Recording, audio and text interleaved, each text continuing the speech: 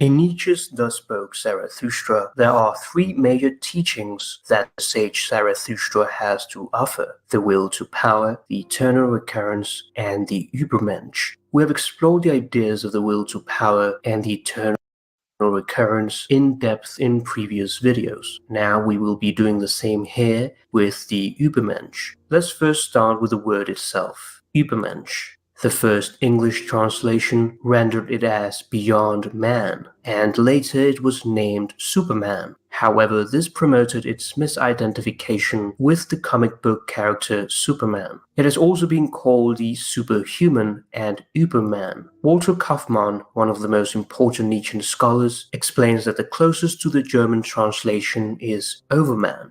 We will be using this term, although it can also be used in its original German form as well. Nietzsche was a profound admirer of Emerson. He wrote in his notes, "Emerson, never have I felt so much at home in a book, and in my home, as I may not praise it. It is too close to me." Emerson had coined the term the oversoul, the title of one of his essays, which may have influenced Nietzsche's choice of the term Übermensch, making the translation overman doubly appropriate. Nietzsche had translated the original word of oversoul as the higher soul, which also may have influenced his phrase the higher man. Nietzsche had not come up with the concept of the overman until his later period in life. However, he had spoken of free spirits, which is to evolve in his later works into the sage Zarathustra, who paves the way for the overman. In one of his early books, Human All Too Human, a book for free spirits, Nietzsche dedicated to the free spirits who did not exist yet, but he saw them coming slowly. He spent time with these imagined free spirits to be of good cheer in the midst of illness, isolation, and inactivity, to chat and laugh with. The free spirit challenges the conventional ways of living and promotes the growth of society.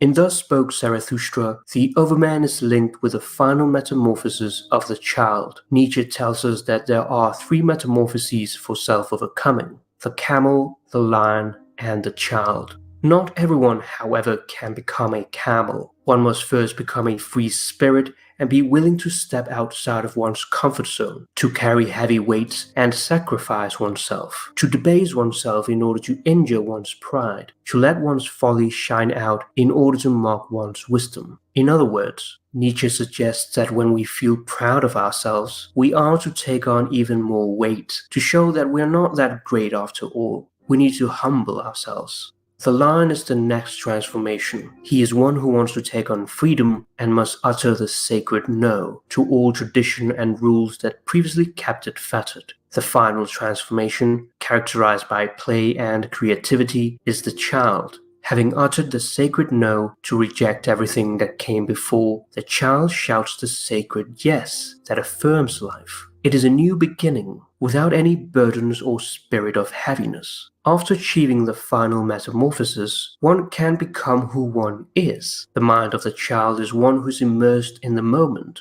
and filled with wonder and playfulness, giving way to pure creativity. One can create one's own values and one's own reality. One can now become an overman. The overman is the ultimate form of man. It is one who overcomes nihilism by creating his own values and focusing on this life, not the afterlife. He puts all his faith in himself as an autonomous creator and relies on nothing else. He is the pinnacle of self-overcoming, to rise above the human norm and above all difficulties, embracing whatever life throws at you. He is one who overcomes mediocrity and is not afraid to live dangerously. The overman shall be the meaning of the earth. To be master of oneself is the hardest of all tasks, and requires the greatest increase in power over oneself, not over others. This is tied with his concept of the will to power, symbolizing self-overcoming. Happiness is the feeling that power increases, that a resistance is overcome. The overman will thus be the happiest man, and as such, the meaning and justification of existence. The first appearance of the overman does not first occur in Thus Spoke Zarathustra, as many believe. Nietzsche, in fact, mentions it once in an aphorism of the gay science. The invention of gods, heroes, and overmen of all kinds, as well as near man and underman, dwarfs, fairies, centaurs, satyrs, demons, and devils was the inestimable preliminary exercise for the justification of the egoism and sovereignty of the individual. The freedom that one conceded to a god in his relation to other gods, one eventually also granted oneself in relation to laws, customs, and neighbors. The overman of this aphorism seem to be the gods, the demigods, and the heroes of the ancient Greeks. To Nietzsche, these overmen appear as symbols of the repudiation of any conformity to a single norm, antitheses to mediocrity and stagnation. To realize one's true self means not to envisage the self which lies deeply concealed within you, but rather the self that is immeasurably high over you. This aphorism is significant because it contains one of the few references to the overman before Thus Spoke Zarathustra and was written just before that work. In Thus Spoke Zarathustra, the overman makes its most important public appearance, together with the eternal recurrence and the will to power, which had not been fully developed either before Zarathustra expounded them. After Zarathustra's descent from the mountains, he arrives at a town where he found a crowd assembled in the market square, for it had been announced that a tightrope walker would be appearing, and Zarathustra spoke thus to the people: I teach you the overman. Man is something that should be overcome. What have you done to overcome him? All beings so far have created something beyond themselves. And do you want to be the ebb of this great tide and return to the beasts rather than overcome man? What is the ape to man? A laughingstock or a painful embarrassment? And man shall be just that for the overman, a laughingstock or a painful embarrassment. You have made your way from worm to man, and much in you is still worm. Once you were apes, and even now, too, man is more ape than any ape. Behold, I teach you the overman. The overman is the meaning of the earth. Let your will say, the overman shall be the meaning of the earth. Where is the lightning to lick you with its tongue? Where is the madness with which you should be cleansed? Behold, I teach you the overman. He is this lightning. He is this madness. The people, however, fail to understand him and burst out in laughter. They incorrectly assume that he is the tightrope walker that they have all gathered around to see and tell him that he should get to work. But the tightrope walker, who thought that the words applied to him, set to work. Zarathustra looked at the people and marveled. Then he spoke thus: Man is a rope tied between beast and overman, a rope over an abyss, a dangerous going across, a dangerous on the way, a dangerous looking back, a dangerous shuddering and staying still. What is great in man is that he is a bridge and not an end. What is lovable in man is that he is an overgoing and a downgoing. The original text in German of Thus Spoke Zarathustra contains a great deal of wordplay, which is lost in translation. Zarathustra's descent from the mountains as the solitary wanderer symbolizes his downgoing, or Untergang, as he wishes to share his wisdom with humanity after remaining in solitude for 10 years. However, this descent is also contrasted with his overgoing, Übergang, and overcoming, Überwindung, both of which evoke the overman, Übermensch. In other words, one's self-overcoming, Selbstüberwindung, necessarily involves a going under. The overman cannot be dissociated from the conception of overcoming. It is repeated again and again throughout the book that man is something that should be overcome, and the man who has overcome himself has become the overman. The crowd still do not understand him, they just laugh at him. They symbolize the opposite of the overman, the lost man. Those who strive for conformity, those who are all alike and enjoy mediocrity, afraid of doing anything too dangerous. They are perfectly happy to be virtually the same as everyone else. They think they have discovered happiness and blink. Zarathustra starts to speak about this lost man, and when he finishes, they shout, "Give us this lost man, O Zarathustra," so they cried. "Make us into this lost man. You can have the overman." And all the people laughed and shouted. But Zarathustra grew sad and said to his heart, "They do not understand me. I am not the mouth for these ears." In the meantime, the crowd is fixated on the tightrope walker who has just reached the middle of the course of his dangerous crossing, symbolizing mankind's progress between beast and overman. Suddenly, a jester comes out behind him and teases him. He eventually emits a cry like a devil and springs over the tightrope walker standing in his path. The latter, who saw his rival thus triumph, lost his footing, and he threw away his pole and fell. Zarathustra rushes to the badly injured but not yet dead man. "I've known for a long time that the devil would trip me up. Now he's dragging me to hell. Are you trying to prevent him? On my honor, friend," answered Zarathustra. "All you have spoken of does not exist. There is no devil and no hell. Your soul will be dead even before your body. Therefore fear nothing any more." The man looked up mistrustfully. "If you are speaking the truth," he said then, "I leave nothing when I leave life. I am not much more than an animal." "Not so," said Zarathustra. "You have made danger your calling. There is nothing in that to despise. Now you perish through your calling, so I will bury you with my own hands." When Zarathustra had said this, the dying man replied no more, but he motioned with his hand as if he sought Zarathustra's hand to thank him. Nietzsche indicates that the tightrope walker who risked his life, contrary to the mediocrity of the last man, had lived an admirable life. In fact, one of the characteristics of the overman is the ability to confront danger. "I love those who do not know how to live except their lives be a down-going, for they are those who are overgoing." This danger is the bridge to the overman. In one of Nietzsche's most popular phrases, he says, "For believe me, the secret for harvesting from existence the greatest fruitfulness and the greatest enjoyment is to live dangerously." Nietzsche evokes the figure of man as that of a tightrope walker. In man there is both creator and creature, the human and the all-too-human, but also the human superhuman. This is, of course, a variation of the earlier human all-too-human, which Nietzsche had intended to brand our animal nature. The human superhuman then refers to our true self, and the overman is the one who has acquired self-mastery.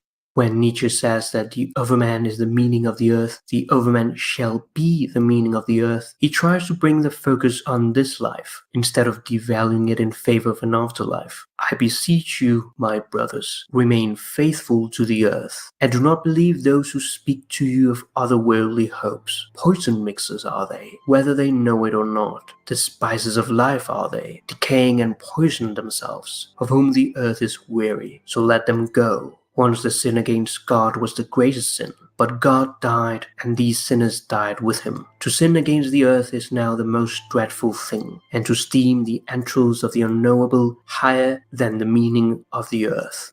Nietzsche believes that focusing on an afterlife is a symptom of dissatisfaction with life that causes the suffering to imagine another world which will fulfill his revenge. This required an invention of an immortal soul, separate from the earthly body, leading to the abnegation of the body or asceticism. For Nietzsche, the soul and body cannot be separated. Nietzsche saw the decline of Christianity in society as devastatingly dangerous, as it would give way to nihilism. He speaks of the parable of the madman who proclaims the death of God. His proclamation has tragic overtones. Christianity had focused primarily on the afterlife, devaluing this life, as well as an overappreciation of truth and the impossibility of criticizing it. Nietzsche considered that Christianity developed a self-destructive tool which ended up destroying itself. He calls it a will to nothingness, a will opposed to life, but it is and remains a will. In other words, man will wish nothingness rather than not wish at all. It brought, however, a new and more venomous poison into life that devalues this life. The death of God symbolizes the opening of the gap of nihilism. He saw humanity as facing an unprecedented crisis which would require a transformation or evolution of humankind. The evolution Nietzsche has in mind is philosophical rather than physical. It will require a questioning of the entire Western philosophical tradition and a completely different attitude toward life. The source of the crisis for Nietzsche lies in the longing for the afterworld, the desire which has shaped the Western tradition since Socrates to be liberated from the prison of the body and of earthly existence. In contrast to this longing, Zarathustra emphasizes that one should remain faithful to the earth. The further evolution of humankind thus requires overcoming the mind-body, spirit-nature dualism that has shaped much of Western thought. Nietzsche intended the monumental task of a revaluation of all values. Through the Overman, the eternal recurrence, and the will to power, he seeks to offer an alternative to traditional values in the absence of a divine order, so human beings might stop turning their eyes toward a supernatural realm and bring the attention to this world. The Overman is meant to be the solution to nihilism. By conquering it, he is the meaning we should give to our lives. The Overman overflows with strength and well-being, so much so that he has to bestow gifts onto others. Nietzsche not only refers to the death of Christianity, but states at the end of Zarathustra's prologue that dead are all gods. Now we want the Overman to live. Let this be our last will one day at the great noontide. Nietzsche also talks about the higher man, great human beings who serve as examples of people who would follow his philosophical ideas, those who use their own legs to rise high up and not let themselves be carried up. For man must grow to the height where the lightning can strike and shatter him, high enough for the lightning. Nietzsche also calls them free spirits, philosophers of the future, and creative geniuses, those with both an intellectual conscience and with a feeling for art. Nietzsche recommends the artistic style of life that he considers his own life to be an example of. As well as a philosopher, he counts himself among the poets and artists. In part 4 of Thus Spoke Zarathustra, the sage Zarathustra contemplates the folly of hermits he made when he went to men for the first time. He had gone to the marketplace, and when he spoke to everyone, he spoke to no one. Nietzsche does not write for everyone. In fact, the subtitle for Thus Spoke Zarathustra is a book for all and none.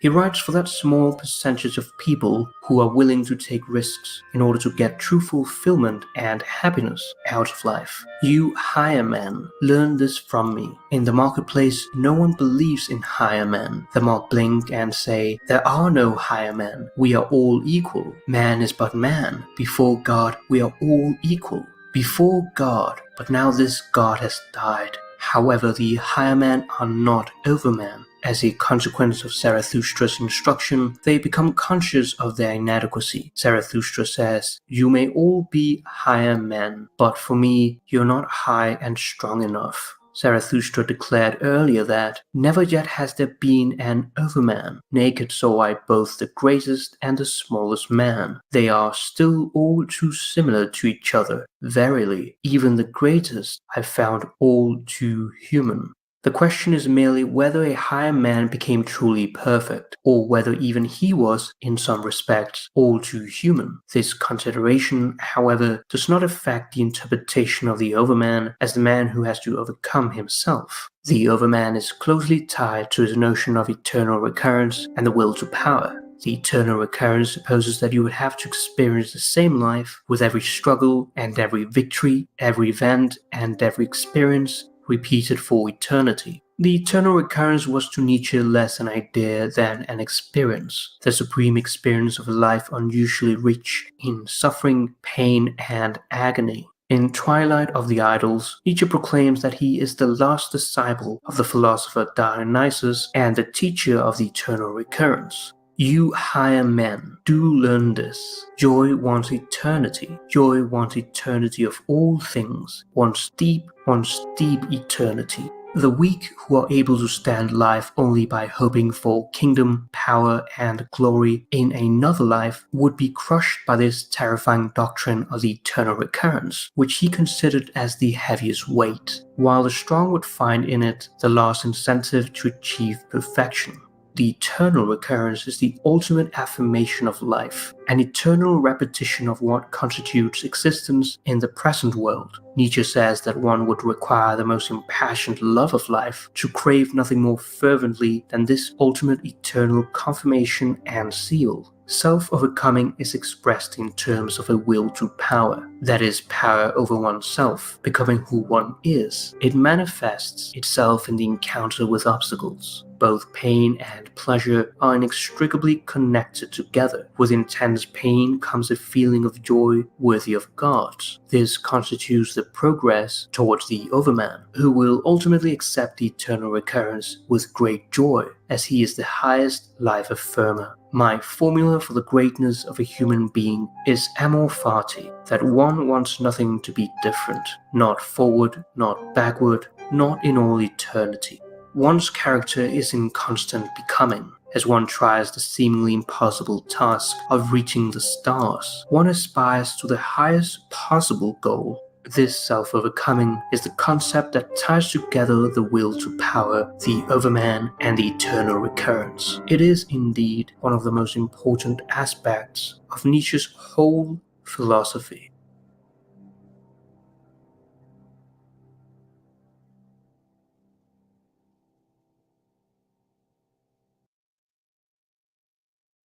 Are you crying? Are you crying? Are you crying? There's no crying. There's no crying in foosball. You fucking cried after 3 days in the fucking holding tank. Looked like a fucking pile of wet rags at court. You should see how I showed up to court after 3 days in the box with the light on. Please, is there anything I can do, sir? Please. Does he look like a bitch? What? Don't do this to my wife, man. You don't know what you're doing to my family, man. Does he look like a bitch? Sir, please don't make me sleep in jail tonight, sir, please. I'm begging. We're not criminals. They're gonna make me sleep in jail. Continue. You were saying something about best intentions? Josh has never been arrested for recording. Okay, so that's him getting arrested, and then his friend here makes a phone call that I want to touch on. Oh, really? So I love this game. Oh, really? So we have like corporations running around calling themselves policy enforcements, municipal corporations, municipal courts, and they're doing their own thing. But you're watching me, someone's watching you, and someone's watching them. And they're watching me do nothing wrong over and over again. Continue doing what I know is true and what's right with a conviction in my heart, not doing anything unlawful. Your policies and codes don't matter to me jurisdictionally. And I look forward to a day that comes where you just cut all the bullshit with yourself and everyone else around you. I just may be one little piece of a bigger story here. That's fine. I'm in my lane playing my role and position. Paulie Boy's like a modern day soap hero because he just sticks to the same story and keeps doing what he's going to do. When we get him alone, he don't change. There's a bigger program and plan happening here. What they call the white hats. Yeah, I'm one of them. Nice to meet you. There's a standard of truth that has to be hit here if you want my respect. If you don't hit it, you don't get it. Everyone knows where they stand with me. Knowledge of self is knowledge of the universe. I don't need to know other slaves who don't know themselves to know myself and therefore know them in the universe. You got to do and be something to get it. You don't see where the self-control, the responsibility, accountability is at? So I love this game. Nobody's going to bullshit me with their excuses. I've been as low as the lowest life out there. So you're not going to bullshit me. If I could make transcendent, transformational change in myself and in my life, well, then anyone else can do it. This is about self-reflection, self-awareness, self-insight, self-actualization, self-realization. If you want that, you'll get that. I'm not on some egoic timeline here. You know, and life is what happens in between making plans. So, you know, I've been planning and hitting goals on certain levels within myself and outside myself. At a certain time, 3 to 5 years from now, right? When I'm in a different situation, I'll have different opportunities, I'm sure, come forth. An option. If not, oh well, I surrender that as well, right? Love who and what you are and what you're becoming, and your fate, right? Your path in life. So do your best to choose a faith that you can love. Greetings, folks. We're back at it. A faith that we can love here. Broadcasting. Live on the air. We got someone in the back area. Let's throw up the QAnon, Donnie Chimp overlay. StreamYard link down there for those who want to join the panel. A call-in, as it were, as some might say. They've started to use that term, harkening back to old-time radio. Panel is the call-in link. It's all about Jack T. How are you? Oh, I'm fine. How are you doing? Happy Moobs Monday. Oh, wow. It's good to see you and hear you. Hello. Hello there, Paul. Hello there. Happy Moobs Monday to you as well. And a very loving and pleasurable salute, How as are it were. you doing, my old friend? Salute. I'm doing well, sir. I'm blessed. What's with the "it's all about Jack T" thing? Like, what are you potentially upset with Mr. Slavecott, or what? What's the deal? This whole reality is all about me. It's all about Jack. It all goes back to Jack. Everything. Well, yeah. Jesus to Paul Unslaved to everybody on here. It's all about me. It has to all come to me. You have to bring your offerings over to me.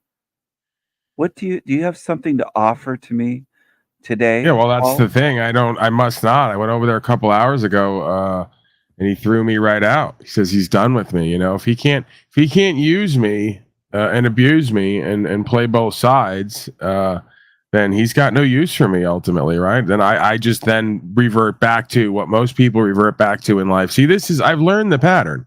It's like Jack Talcott's a complete parasitic user. Everyone he comes across, as the opportunist he is a potential level up for him. Forget about truth, rights, freedom, principles, spiritual faith, the overman, oversoul, the idea of true ego or sense of self, not false self, ego that he likes to talk about.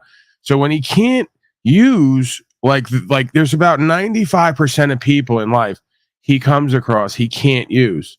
Or he uses up until a certain point, right? And then at some point they jettison him away because they realize, oh my God, this guy's a using parasite who just pretends to be jovial and loving. He's actually a very angry, bitter, resentful, unactualized, unrealized, hateful slave.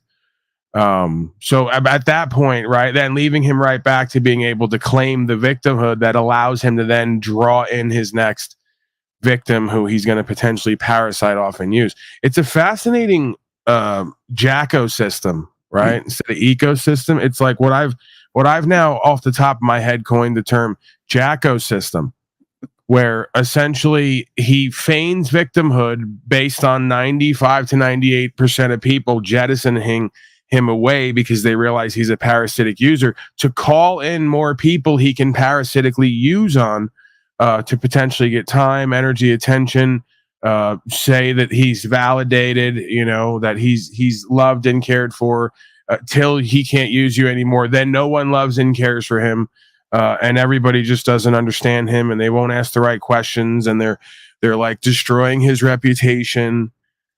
So it's a fascinating thing to observe over the past 3 years how many folks have been drawn into the Slavecott saga, parasited off and used and vampired off of their time, energy, attention, and then either thrown out because they won't allow him to use them anymore, or they just jettison away and go on to bigger and better things. But they're quite convinced in the moment when I tell them, well, you might want to look at this because this guy's really parasitic and vampiric and toxic, and his own family won't deal with him. There's probably a reason for that. And I'm not talking like my father and whoever else who just bitched out and said he won't come here in 2 days because he can't look me in the eyes and in the face knowing what he did, that he doesn't want to focus on, spreading false claims and lies about me online to defame my character. And then his answer was, this is what was so fascinating, Stephen. I don't know if we're going to reveal that that's Stephen. I think we know that if we know Stephen. The most fascinating thing is my father and Slavecott, they wound up over there together. It was the weirdest thing because I dared call Slavecott out and my father out, and neither of them, both being like from the hippie era, selfish, self-centered boomers, soon as you call them out and ask for accountability, you've attacked them, you've trashed them, you've disrespected them. So they would hang out together over there. And it's very fascinating because they're two peas in a pod, right? And I'm not even talking about, again, like my family. I have issues with my family because I don't want to deal with them. I've basically said, hey, you go your way, I go my way. I could love you, but I don't like you because most of you are not respect-able. I don't respect you. And then when I don't respect you, you go, why don't you respect me? Then I give you the list of reasons and you go, stop attacking me. No, I'm describing your condition. You're upset you don't get my respect. You feel like I don't love you because I don't respect you. When you ask me why are you getting resistance to me, I tell you, then you claim to be a victim and that I'm attacking you. Another Jacko system, right? My father's very familiar with the Jacko system. Then he gets to go around parasiting off of other gold digging women and other people, claiming my son victimizes me. He doesn't love me. He doesn't want to deal with me. I don't know why. I've done everything for him because he spent money, right? Because he's given me money or spent money in his world. That's doing everything for someone, you know? And it's like, they just don't get it. Like, yeah, the bedrock of any good relationship is trust. How do you trust a motherfucker who's either A, delusional, spiteful, resentful, bitter, cowardly, unaccountable, irresponsible, then wants to project that all onto you because you're asking for them to not be that? Could you stop being resentful? Could you take some fucking accountability? Could you care for yourself and me and the truth truly? My father has the nerve to say it was okay that he lied online in front of a whole bunch of folks that took it and ran with it to spread the lie and misinformation, because I chose to get online and say things I believed were true that he said were horrible things. That was his answer to me just recently. Then we got into it. Now he says he's not coming here. So we'll go another 5 or 10 years, or he'll die of cancer like everyone else so far in my family and my life. Bitter, resentful, unresolved, cowardly, and weak, with some dumbass next to him who won't foster accountability for him either. We'll just keep enabling him. There's always these people who find each other, falsely empowered codependents, who instead of just being alone and becoming better people, stick with each other so they can enable each other and be falsely empowered codependents. It's pathetic and embarrassing. Right? That woman knows exactly what I know about my father. My father knows what I know about him. He said it in his book where he became an accomplished author, as he put on the back of it.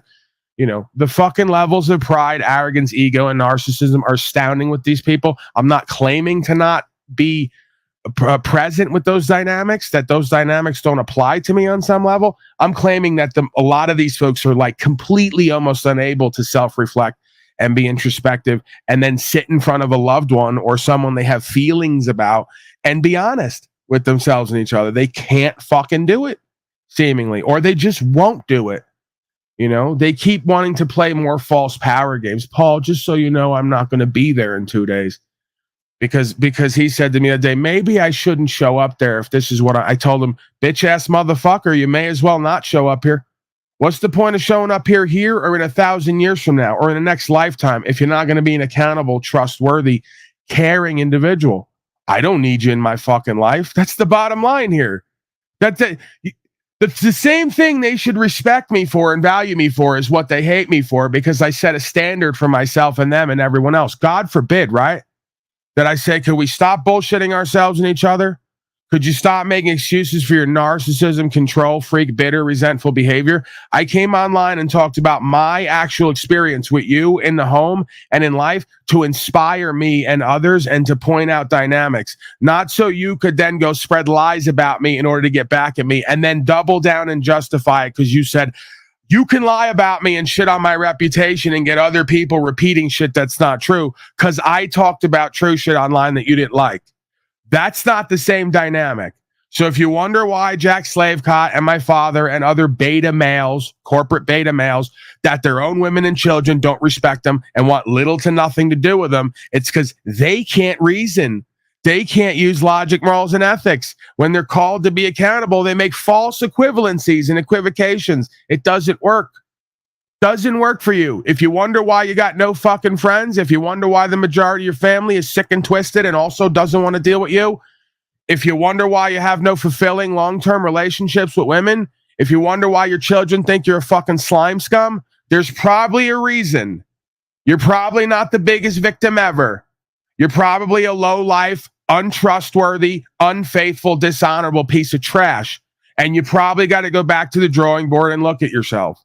Okay? And let's not forget that the cornerstone of being all this is a fucking coward, because you're too scared to look at the damn truth honestly with yourself or with anyone else. So you keep lying to yourself and everyone else. And that causes you to be in resistance with everyone else who doesn't want to live in your fucking lie.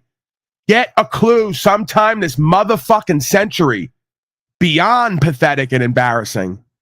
And then it causes people like me to become dysfunctional in my life later on in life that I have to now work on. Okay, more tests and challenges, all the better. I'm not complaining. I'm getting it right here. I'm pointing it out. We're getting it right. So are you saying that you can't just buy people off with a bit of money and own them? You can't do that. You can't just say you're a good person and that you loved me and did everything for me because you were willing to give me money for shit and not be a good fucking person. If I accepted that and went along with that, I'd be a slime scum at that point, and I'm not willing to be. Will I take something if you hand it to me? Potentially. I've left a lot on the table because I don't want to deal with it. I don't want the karma. I don't want it to come back on me. You saw what happened with that slime scum. He reached out to me. I had 30 stacks in the bank. I could have went and got a trailer and put solar on it and still had 10 left over. I wanted to live in the tent. I was fine living in the tent. It was more peaceful. It's less to deal with, less maintenance.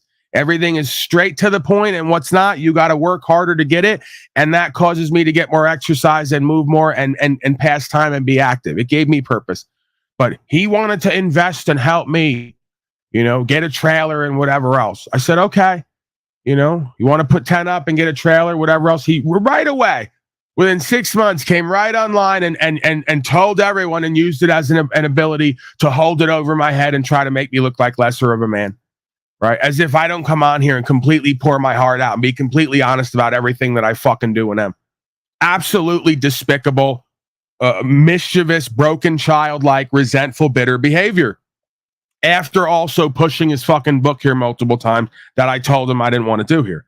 I didn't want to open up a fucking flea market for friends and family to come here and push their bullshit products that nobody else is buying to an audience that's here supposedly about rights, freedom, principles, spiritual faith, and legal and lawful and all the rest of it. Not here to buy books to find out about what Paulie's daddy's up to.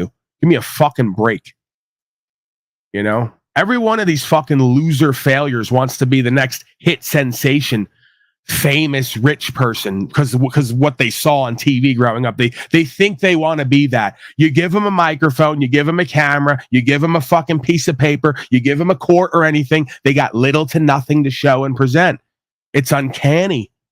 And I go, do you wonder why not only now, let's go down the list, not only do your fucking careers suck, not only do your relationships suck or are non-existent, when somebody gives you a fucking stage or an ability to perform or put something forward, you fucking suck. Is it possible you as a person just suck? Is that possible? I'm asking a question. And that's when they all check out. Paulie boy, we're all equal. Paulie boy, you're supposed to love everyone and be nice. It's all about niceties. You go look up the word nice. It means obsolete and foolish.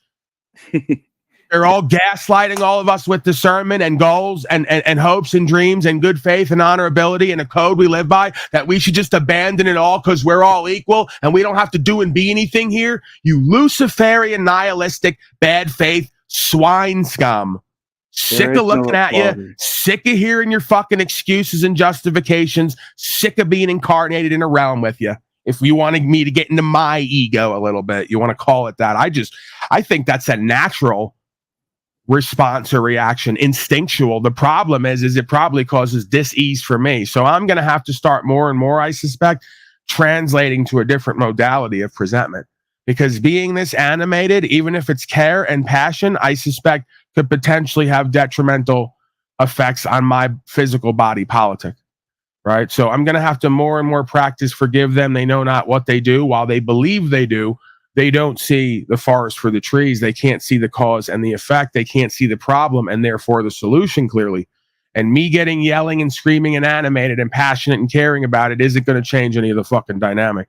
May inspire some folks, may motivate some folks, probably turns off the majority of folks and makes folks think that I'm angry and hateful.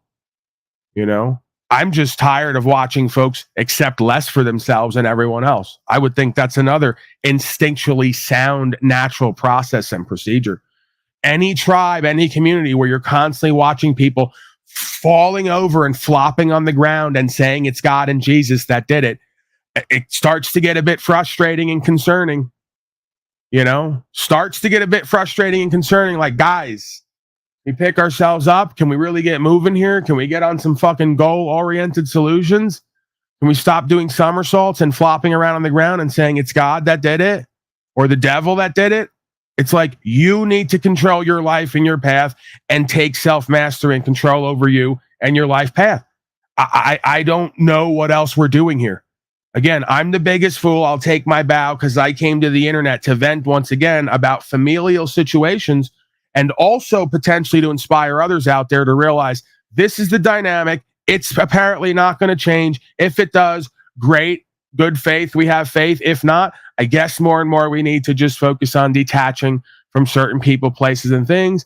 Love them in quotes from a distance. We can't be equally yoked, and we'll have to move forward with different community and communal members that come forth who are meant to co-create with us, who are on this path, who are students of life, who are not engaged in this level of sickness and loop, right? There's sickness and loop here, probably enough to go around.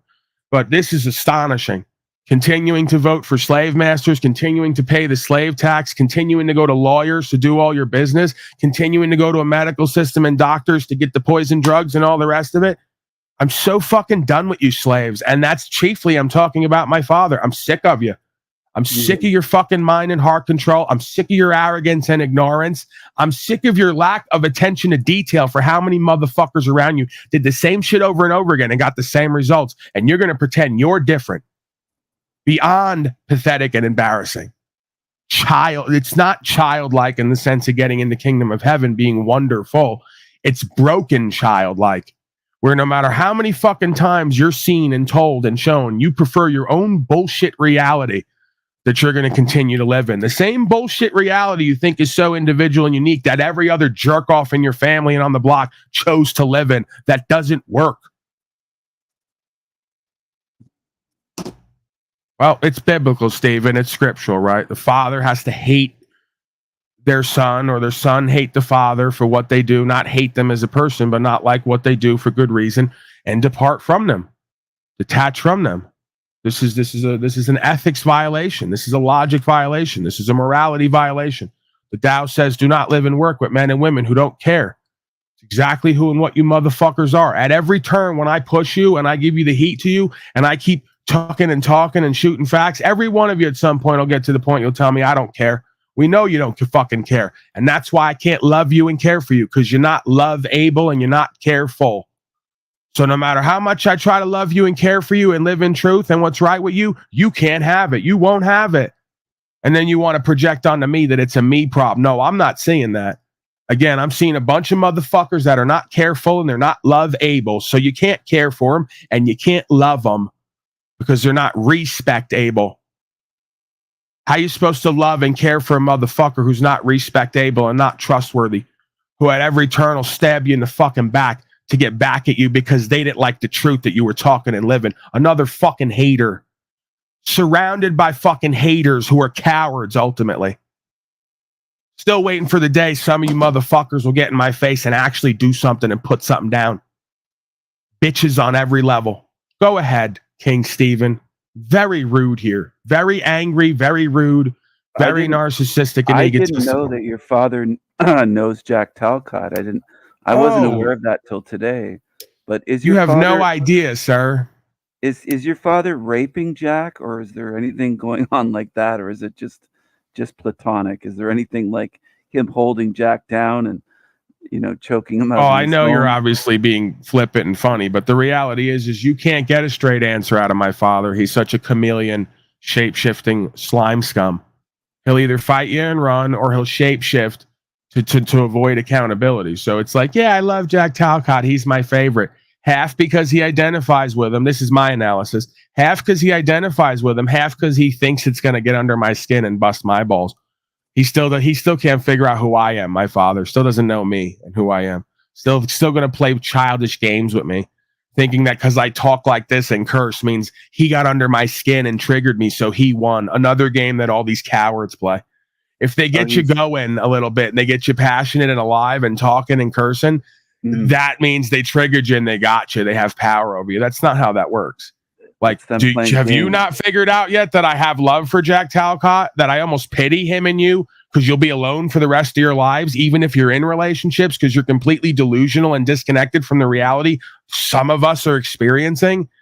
and the stark differences between how we're living and how unfulfilled you folks are and how fulfilled and purposeful we are. Hello? It's called Overman, Underworld Man, Overworld, Underworld, Overman, Less Than Man, Mankind. That would be you folks. So any day now, we're going to actualize and realize and come together to have real conversations and resolution and reconciliation, or you folks are going to suffer and fucking die and reincarnate and do it all over again. Yes. What is for me to hate or be upset about that ultimately? Go ahead, Stephen. Is your father on board with ending capitalism?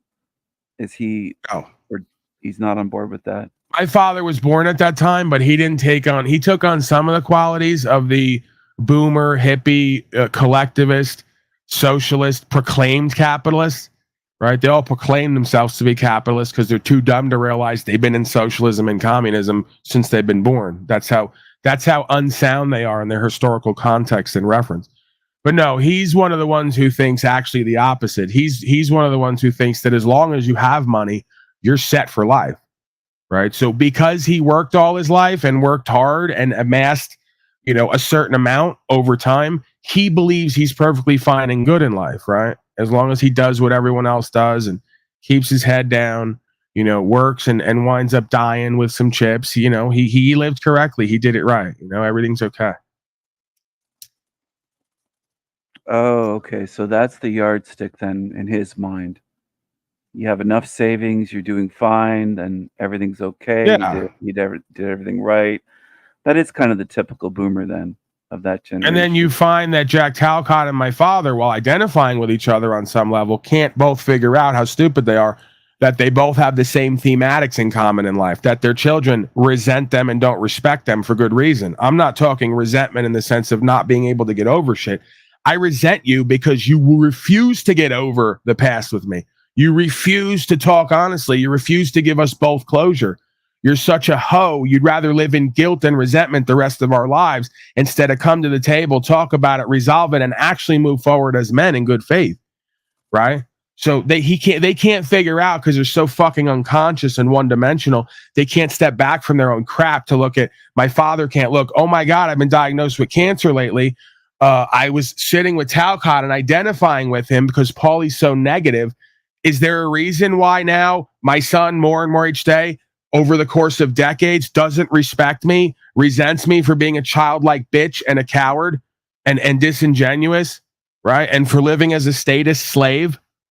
Is there maybe a reason why our children don't want to fucking talk to us and deal with us and don't respect us? No. We'll just hang out together, identify with each other, do the falsely empowered codependent game. And we'll just project onto Paulie Boy and gaslight him that he's just too mean and negative. He's not nice and loving enough because she's got the spirit of your harlot Babylonian mama who tried to teach us all throughout the ages that all that mattered was love. All you Beatle fans. My father's a big Beatle fan. They just love the concept of they don't have to be accountable and responsible. So even if they're not loving and caring people, they'll genuflect to some bullshit like, well, Paulie's not nice and kind and loving as if you are. These are the people who are disrespectful, abusive, broken and childlike, mischievous, selfish, self-centered, projecting, rejecting, ignorant, arrogant. But they're so nice and kind and polite and civilized, don't you know? It's beyond all embarrassing. You need is love. Yeah. Love is all you Yeah. need. You kind of almost have a need. John Lennon sort of energy to your voice there. I've got the sign love right behind me. Yeah. As John Lennon shooting heroin, love is all you need, right? Because, discernment, dedication, discipline, accountability, authenticity. None of love these. and $100 million. And yeah, sure. Yeah. Mansions. Yeah. And that's love as Yeah. well. You have a lot of bread socked away here and there, and in real estate investments and stocks. And I don't know what his estate's worth today. Maybe $1 billion. Who knows? Yeah, I mean, it only took, Jack Slavecott to realize after 5 or 6 years of nobody talking to him anymore that maybe, love and money. He figured out money is not all you need. Then he went to, I guess, at some point, the love train. because he's a loving man. All you need is love. No, you realized you're not a loving, caring person. And instead of becoming that, or at least becoming accountable and authentic, you just proclaim that, don't change yourself, and then blame everyone else for not loving you back. People can't love a motherfucker who won't change themselves in their life and do what's true and what's right. They just wind up going their own way and doing their own thing. You know? I mean, it's just kind of how it goes. So stop with the appeal to emotions. How you feel doesn't fucking matter in the situation. Start appealing to the facts. Why are you in the situation you're in? Why do you have the life that you have? Why are you in such lack and abandonment with so many people, places, and things? And can we put aside the false value systems that like money or a 5-bedroom, 4-bathroom house or being a head leader in some corporation somewhere? Some false value system is going to change the fact that you're a fucking dumbass and a swine, because it's not. You're going to have to actually practice discernment and stop being so foolish and unaware of yourself and others and how life works. And you're going to have to stop being so amoral or immoral and lacking in ethics and principles and true value systems. Got a lot of work to do, punk ass bitches. Are you going to do it? Probably fucking not. You're probably going to spend the rest of your life here looking for comfort and pleasure and your false peace through weakness instead of peace through strength. I'm pretty sure the Nazis used that. They tried to play off that, right? Because there's some truth there, but they pervert it. They got one sign with the Nazis where it says peace through strength, strength through joy and love. Right. So I go, oh man, the Nazis in Talcott are like completely united, where even their propaganda is completely full of shit. And when you get down to what it actually is, it's tyrannical, bad faith, fascist scum. Go ahead, Stephen. They had a pretty good slogan as well that's not as popular. It was, I think it was tiny hats and ashtrays. Like no, it wasn't. Oh, come on now. Oh, come on now, that Steven. one never took off. It never caught on. It wasn't as popular. That was a lesser known phrase. Lesser known, much lesser known. Yes. Right. Beyond fascinating. The Volkswagen ashtrays, the people's car. That was Adolf's favorite car. The Volkswagens, they came out with ashtrays in the very first version of the car. The first ashtray in the people's wagon was a small hat, a pull-out small hat. Yes. Right. Yes. Okay. And it was aluminum lined, the inside aluminum lined. Yes. Okay. Listen, this is History Hour with King Stephen. Every once in a while, you could have a nice smoke in the car. You could light up something, have a nice smoke, and a bratwurst at the same time. They had a bratwurst holder on one side, and they had the tiny hat ashtray on the other side. That was the people's car. Right. And the knobs on the radio were genuine ivy made out of the teeth of a lot of the small hatted folks who were taken because they were not very loving enough. Yeah, yes. You know, these are very unloving people, these small hatted folks. Well, they did declare war at first. They were the ones that declared war against Germany. So I'll tell you this too. They were very selfish people, these small-hatted folks. They would get together and do community and work together and rise out of poverty and then hoard all the money for themselves instead of giving it back to others in need in the state. They were very selfish people, Stephen. They had patterns. A lot like you, quite frankly. Now, come to think of it, now that I'm thinking about it. Yeah, you know the rap. I don't know why your buddy didn't get along with you over there. You seem very cordial and respectful. Well, he called me a very sick man, a sick mind today. Projection. That's him. And kicked me off. He said, "You have a very sick mind. You're not coming on. Right. You're not welcome there anymore." So that's when this is a guy who allegedly raped a woman. Admitted out of his own mouth he has visions of homicide regularly. That he had dreams of doing murder. Along with the pathetic warriors had the same thing. Isn't it interesting that these folks, when you get them talking, Snafu still can't figure out why I like cupcake with some people to put them at ease and get them talking like they do at the detective's office. They give you a burger and a menthol cigarette and they get you talking, you know? But yeah, all these folks, when you get them talking, they seem to admit they got like grandiose visions and fantasies about murder and rape. They always have the menthols. Rather revealing. Well, they always have to have the menthols at the cop shop because there's a lot of there's a constant stream of Negroes coming in, and that's their Right. favorite flavor. They love the menthol. I don't think I've seen a Negro smoke another cigarette. It's always got to be a menthol. I don't know why. So you're saying that like at the cop's office, there's like maybe one, they keep one pack around of the red type and then a stack of menthols because there's a constant supply of Negro people. Yeah, that makes sense. I could see Absolutely. They're like, there's Triple up on the 100 menthol of stuff. them that are going to come in that need Right. these. And then every once in a while, there's a white guy or maybe a Chinese guy or something that's going to smoke a regular cigarette, like a Marlboro Red or something. But yeah, exactly. The Newport menthols, they got to keep them around for the Negroes. But I don't know why my mind went over to that with the. But yeah, it is like that to get them talking. You might offer them some fried chicken or something. You know, I had the bucket up earlier with Hank. Yeah, I think it was yesterday or the day before when Hank came over to my show, and I took a picture. I had a bucket of chicken, and I was trying to coax him with the bucket of chicken. When he was on my channel, I kept putting the chicken up, and Hank had the big smile on his face. He couldn't get rid of the smile. Yeah, exactly. He had the big smile on his face. And then he said he doesn't like that. He doesn't like KFC. He wants Popeyes. So I'll give him some Popeyes the next time he comes over. I mean, listen, Hank is despite like most of them, who insult me and degrade me simply because they are jealous and envious of me for something, something that I have or do that they want to have and do. And because I won't accept them or respect them to whatever level they require of me, they have to hate on me. But I like to think, I thought the same thing about Mr. Slavecott for the longest time. But as time goes on, I start to see why no one will deal with him in life. Because to know Jack Talcott is to hate him, And again, I'm not really a person who lives in hate and vengeance and vitriol and retribution. But some folks I could see why they're hateable in reality in the world, by the majority of other folks. I mean, I could see aspects of that with myself.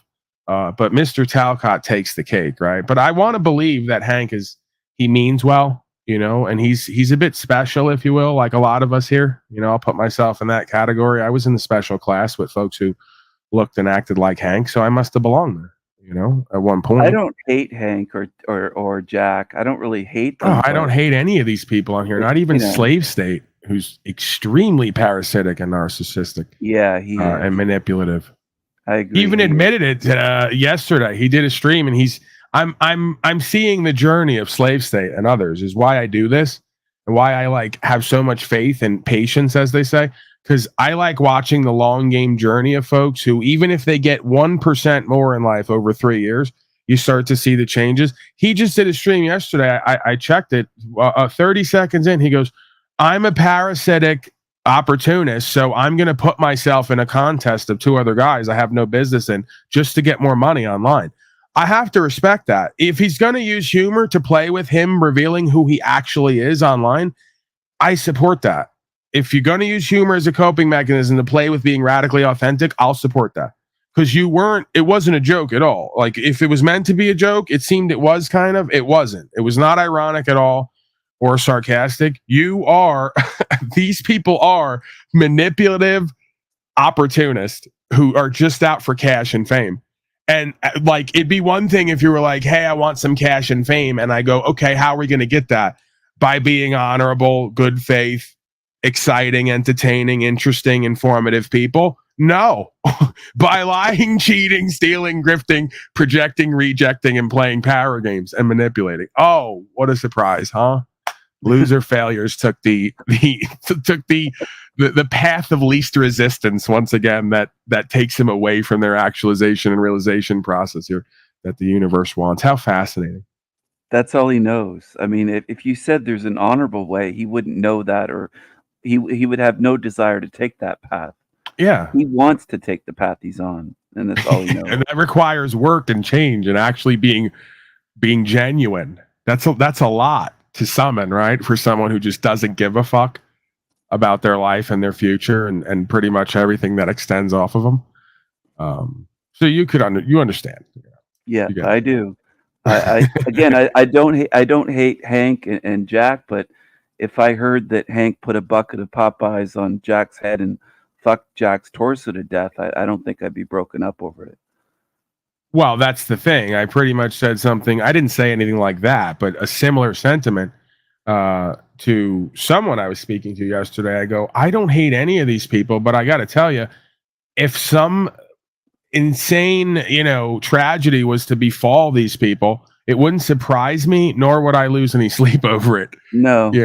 So I go, something really bad's coming. I think maybe it's just me. Maybe it's coming for me and I'm sensing it and I'm projecting it. But I go, something really bad's coming for all of us if we live like this.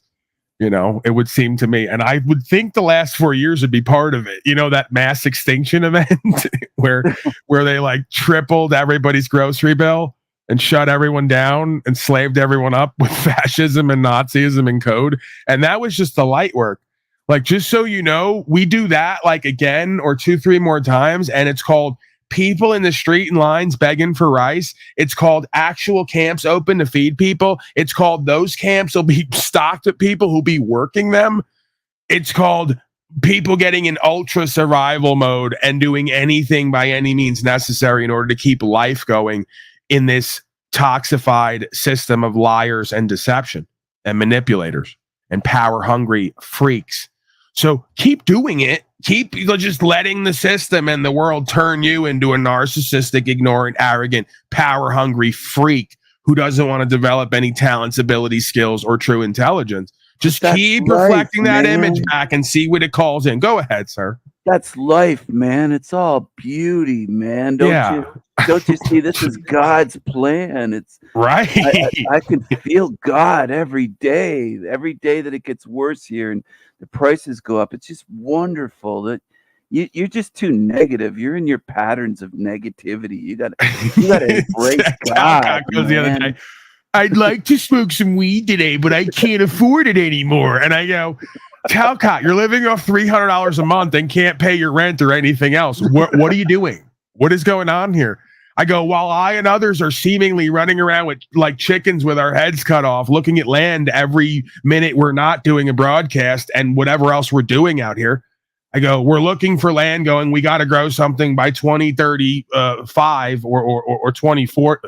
What year are we in? 2030, excuse me. I don't know where I was going there. I was going off on a 2050 consortium.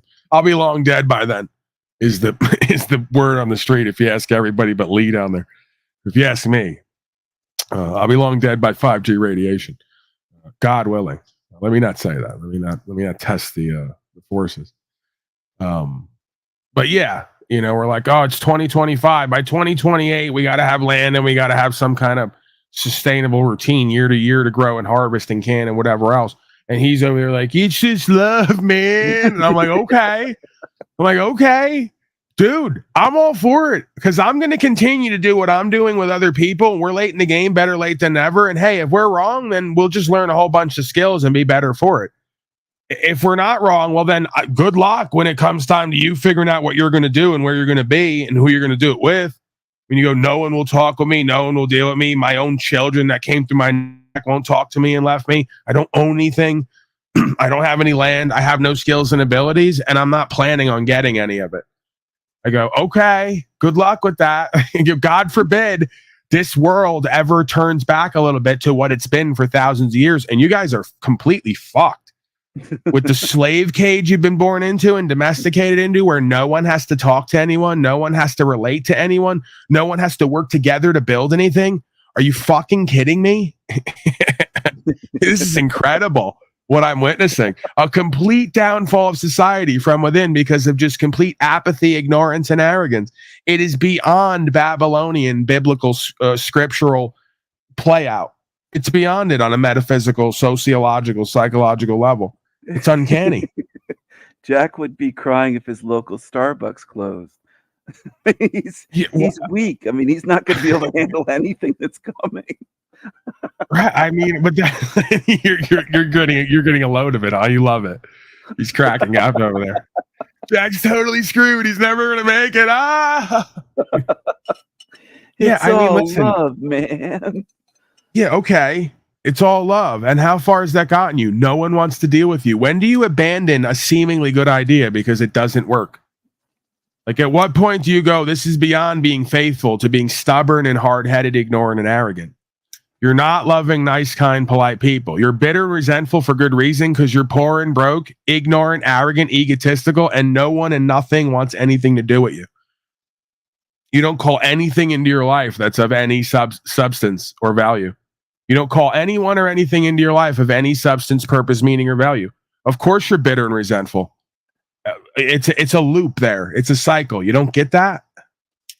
These are slaves who sit around. This, my father, and I hope you're listening, my father. You are an insane slave, and you need to listen to me and get your act together now, prontissimo. And you need to use Talcott and me and everyone else as your fucking teachers and reflections, one way or the other. Just use everything as a fucking teacher, like a wise man would. This is a guy who sits there and gets notifications all day, every day, because we have a linked fucking thing. And I know he gets them. They come through his thing. Other people leaving me notes all day, contributions, gifts, whatever else, saying, Paul, you're inspiring. You're motivating me. You're changing the game for me in my life. I just went to court, just got a dismissal.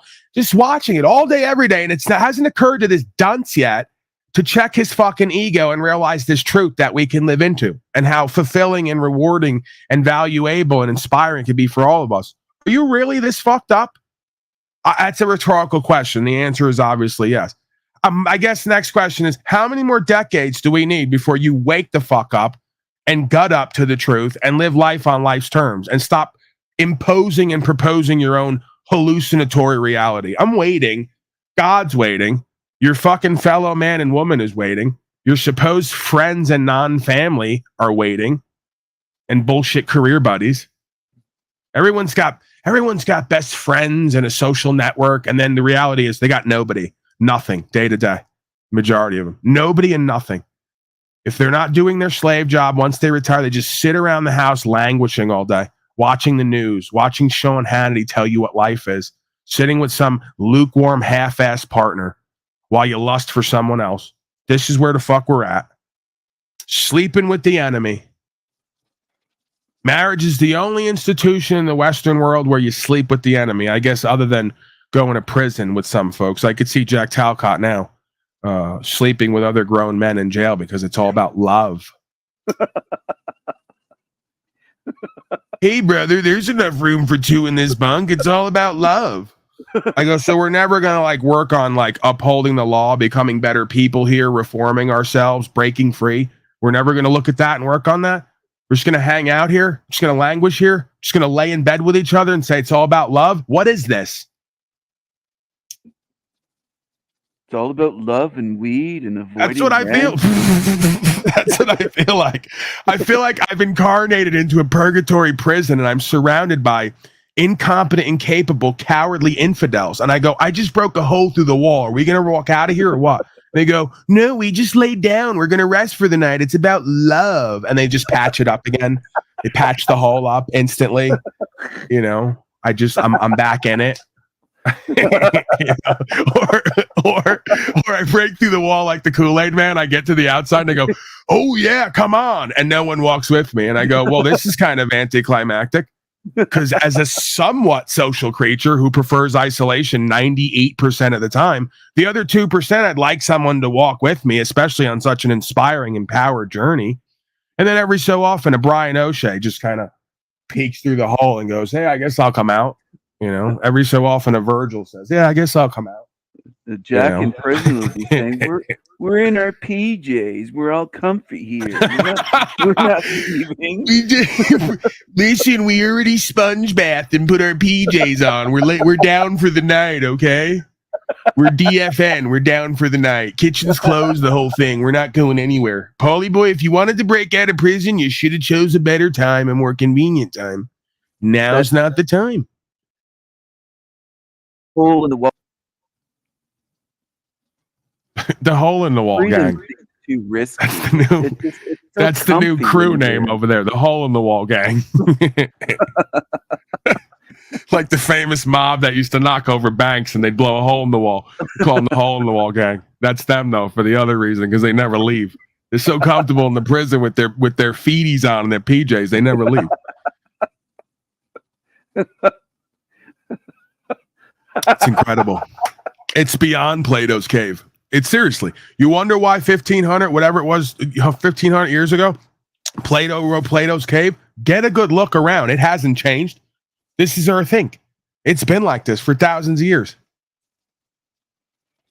There's I am Spartacus, and then there's I'm Talcadius. You know? From the beginning of time. There's Jesus and there's Judas from the beginning of time, man. You can't deny it. Can't write this shit. My cellmate, they just fluffed my pillows for me.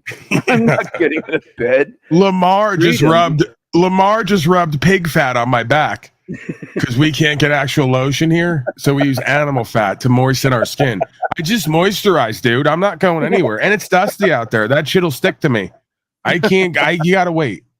They start fanning themselves. You gotta wait till this dries. Maybe. Freedom just seems so risky, and I'd have to stand up and move a little bit.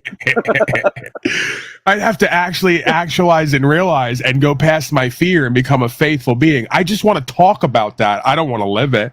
Like my father goes, just start a broadcast, and if you can, make money. Don't actually continue to live it. I go, can you stop talking to me for the rest of my life? I literally said that to him at that moment. He's still giving me advice. I'm like a year into doing what I'm doing. Everything's taking off. I got famous people and famous sports stars. I got people with hundreds of thousands. I got everything that he said I couldn't do without selling bullshit products and being Billy Mays online, just being me. And then he has the nerve to give me more advice.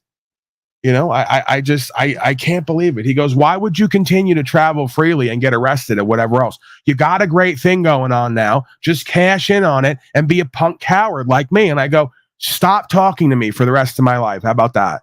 Because I'm sick of you fucking clowns giving me advice. Another Talcadian quality. Some loser failure coward going to give me advice at every turn that I didn't ask for and wouldn't use for 3 seconds because it would destroy me and my credibility and integrity and reputation and my self-respect and self-esteem. You dumb fuck slave. They still at 60 years old can't figure out how self-worth and self-esteem works. It's beyond embarrassing. Well, I go, yeah, I want to wake up every day and do a broadcast and look myself in the face talking this shit, knowing I'm a fraud, full of shit, liar.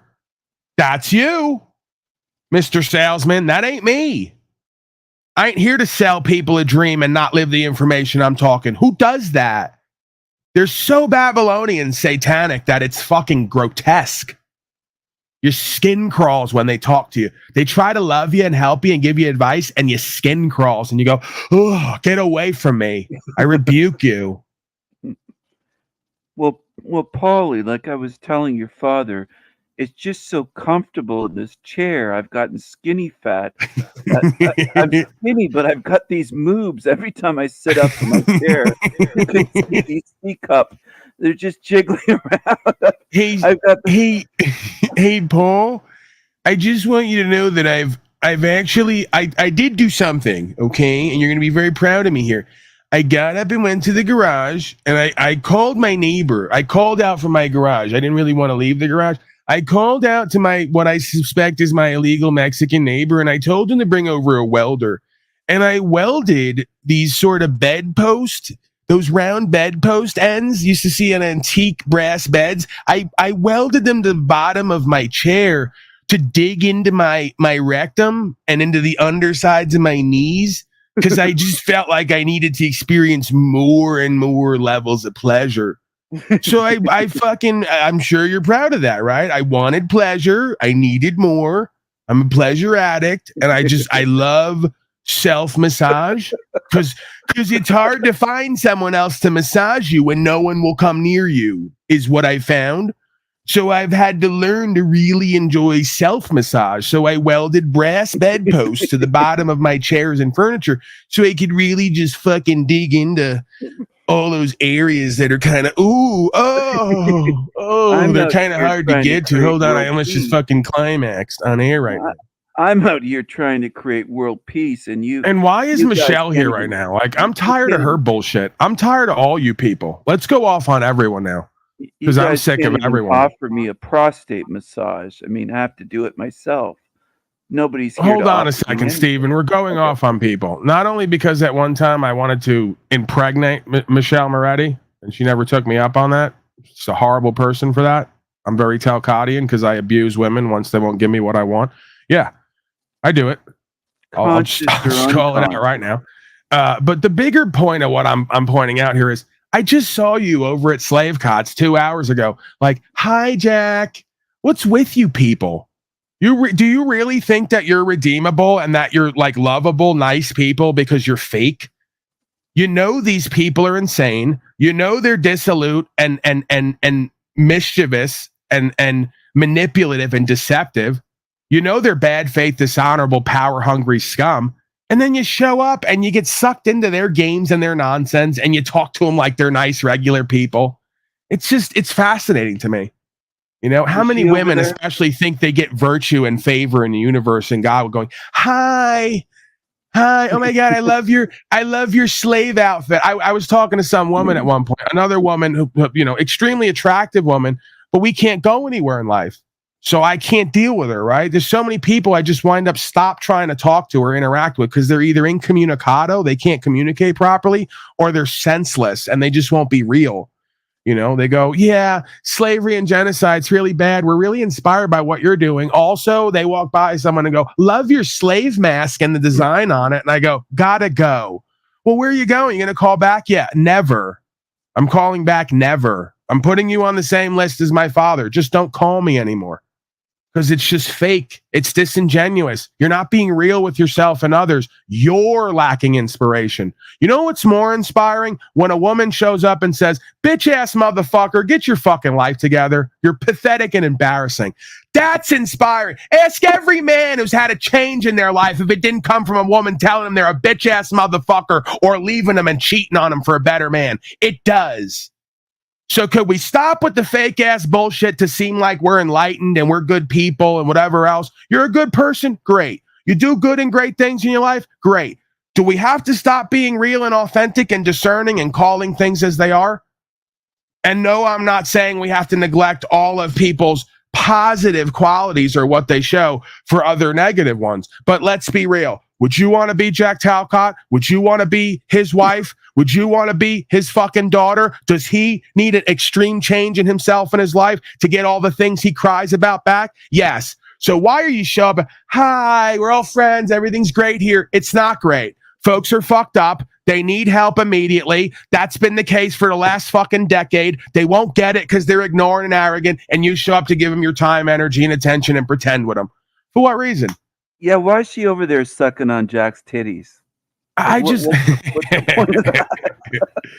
Again, I don't get. I think I understand people, and I have reasons why people do what they do, but I'll never get the reasons out of them when I ask them. I'll just get some politically correct answer. You know, well, I'm a loving, caring person, and I just forgive people and all the rest of it. And it's like I never see you guys move into controversy and the chaos and embrace it. I never see you guys hold yourselves or anyone else accountable. I never see you shoot straight and be direct. So it'd be one thing if you were like, I'm loving, I'm caring, I'm forgiving, because I'm lukewarm and wishy-washy, but you were also discerning and accountable and held people accountable. No, this is a syndrome. This is a lackluster sort of drifting, you know, transigent syndrome. Is she a new age hippie? Does she shave her armpits or her legs? I'm not aware of any of that. I'm just aware of what I've learned, you know, about people. You know what I'm saying? That fits that. No, I know what you're saying. Personality type. No, she's not. That's the thing. Yeah, I don't want to project onto Mrs. Moretti too much, but I suspect that somebody. I suspect what's true for her is true for me. That many people in her life probably abused her and her trust and did a number on her. And now she's like a deer in headlights, you know, because it's usually like two responses. You either become like a paralyzed deer in headlights when you have chaos and controversy, or you become a fucking beast and you just unleash on anybody at the, you know. And again, I'm not saying that either of those necessarily are the proper modality, because there's a middle way, like always. There's two extremes and polarities, and then there seems to be a middle way at all times. So I try to prefer to walk the middle way if I'm able to, you know, if I'm willing and able to. But she could just be a dumb bimbo too. That's another possibility where she's just, like nothing in her head. Maybe she doesn't have any thoughts. She doesn't see for herself. Yeah, Dr. Might just D be a head's follower. another one, right? I just saw him over there, and granted, he said, well, Paul's the only one who's active out of all you slaves. Why write him off just because he's a dickhead? Am I a dickhead or am I real? Can we just settle that debate once and for all? What's the fucking downside of me doing what I'm doing and being how I am? There's so many hurt feelers out there that are going to be unrecovered from what I'm doing and saying. Is this really where we're at? Like, am I a dick or am I just really real? And to the point where you would think most motherfuckers would respect me and value me more than everyone else in their life who's not that. Like, I'm supposed to be sorry. I'm supposed to like walk on eggshells because I decided at some point to be fucking authentico. Whether I hurt my feelings and everyone else's and not, and didn't get what I wanted most of the time. Hello? Are you not getting the sacrifice and the consequences here? I've left so much money and pussy on the table at times. It's fucking fascinating because I refuse to compromise who and what I am and being honest and real. Guess where all the money and pussy winds up going in this ridiculous world? And of course, I'm being egotistical, triggering when I'm using those terms for a reason. Where do you think it goes, folks? To all the lying, cheating, deceiving, manipulative scum who won't be authentic. And that's exactly the way everyone wants it because they keep doing the same things to ensure that. They keep labeling the motherfucker who's being the most honest, straightforward, and real as offensive and violent and attacking. He's a dickhead. Right. You should fucking take a good look at what the dynamic is, and you should realize the reason you keep coming back here because you fucking respect me and value me subconsciously. You should do it consciously. I'm not going to tell you what you should do, but it's clear unconsciously what's going on. Most people in most people's lives are lukewarm, half-assed, won't be honest, won't shoot straight, won't be direct, aren't authentic, lie and talk shit behind people's back, and coward the fuck out when it's time to move on something. Do you think there's a correlation, fuckface, Dr. D head, between you sitting in the chat every day like a bitch and me being up here actualized and realized, making changes in myself and with other people? Do you think that maybe being ultimately real and straightforward and authentic is part of a bigger process and procedure to becoming confident and faithful and going past your fears to actualize and realize? Why don't you stop labeling motherfuckers for doing and being all the things you need to do and be that you haven't done yet? Because it doesn't feel politically correct. Doesn't feel like what we've been used to and what we grew up on. What a bunch of lukewarm, half-assed, fence-riding, cowardly fucking slaves who, if you told them the truth, would ignore it out hand to live the comfortable lie. Get real with yourself and everyone else about your fucking dysfunction and stop projecting it onto me. Yeah, get real, Dr. Dickhead. It sounds like you have raisins for balls instead of fucking walnuts. They're all that way. Raisins. The majority of men in this life are that way. Let's be real. Shriveled up raisins. And I'm not saying that I don't have that aspect running through me. The difference is I'm willing to look at it and move past it in some senses, some venues at least. Majority of these folks are cowards in every aspect of their life, with their women, in their relationships, with their family, with their coworkers, everywhere. They're fucking lukewarm, voiceless fucking cowards. He's with a God, bitch, with their fucking politics. That's trying to kiss up to Talcott over there. That's a bitch. That's a real bitch in that chat room. I'd never fucking kiss up to Talcott. Come on, Dr. Dickhead. Get it together. I also once called you a loudmouth. Right, a loudmouth, because I'm outspoken. Why don't you try the right word, fuckface? Why don't you stop projecting your fear and insecurity onto who and what I am when you describe who and what I am? I'm outspoken. I'm not a loudmouth. And you should pray for more outspoken motherfuckers like me who are willing to show up at court in a fucking chains and an orange suit and speak the truth that needs to be put on record that you probably haven't yet. You better hope more outspoken, loudmouth, obnoxious, abrasive East Coast motherfuckers like me get to step in, because you haven't yet. Most likely. I don't know you. I don't want to completely presume and assume. I think but Daisy's it's a damn another good one. bet. Does Daisy kiss up to Talcott? I think she said over there that I'm manipulating Jack and stuff like that, unless it's another Daisy. But I think it's all that comes down to is they don't like the fact that you act exactly like Jack Talcott acts. So they'll call you out for it, but not him. Because you'll go over there and say, hello, Jack, I'm here for peace and love and all the rest of it. And he'll just show how he's an angry, bitter, resentful, hateful skunk. So they'll immediately not recognize he's a hypocritical trash, and then they'll project onto you all the things that's true about him that they'll notice about you that you're duplicitous, that they don't care to notice about their cult leader. They're too fucking stupid to know I'm playing a character. Jack's not playing a character. Well, that's another part of it. I've noticed it. Majority of them were too stupid for about 4 weeks there. I was even commenting after the broadcast.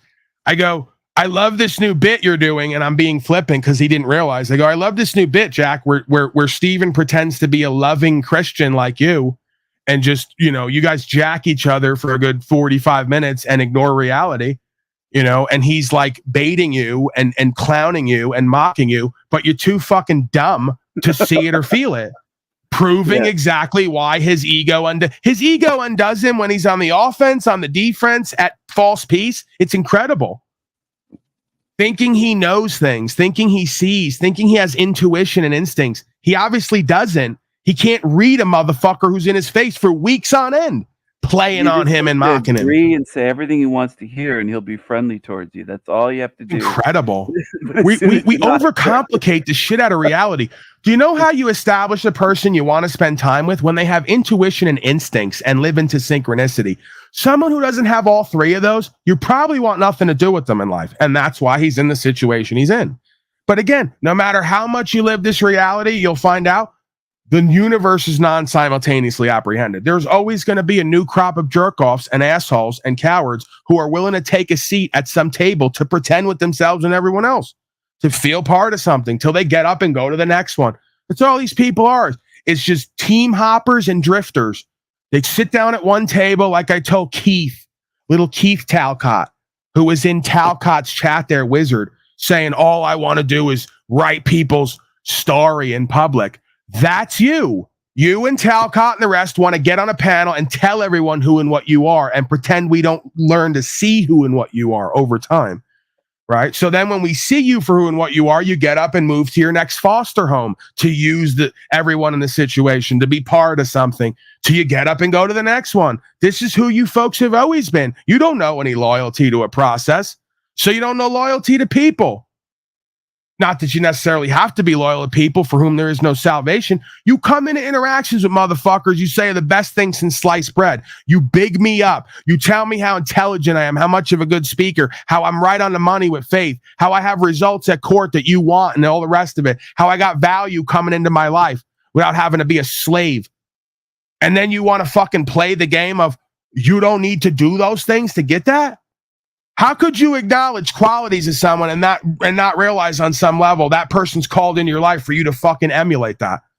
So while I'm supposed to be the winner in life and be surrounded by losers, I'm supposed to be on a movement and be carrying everyone else? Because you guys ain't selfish and entitled, right? Because that's all it ever was. Oh, Keith can't show up to the broadcast today because he can't afford to get a microphone. And then when asked about it, he said, fuck you in the audience. It's your problem that you can't hear me. Really? When you get all your livelihood over doing these panels? When you got saved from cancer with $5,000 a day from doing panels? Your whole livelihood at this point consists of you being able to be seen and heard. But fuck us, it's our problem, right? Little Keith Talcott. Another born to lose failure out of a foster home who can't take accountability. And when told your mic's fucked up, could you get it together? Could you spend the $50 fucking out of the $5,000 to get a microphone to be seen and heard to get more? Oh, fuck you. It's your problem if you can't hear me because I'm so great and entitled and so wise. Really? Really?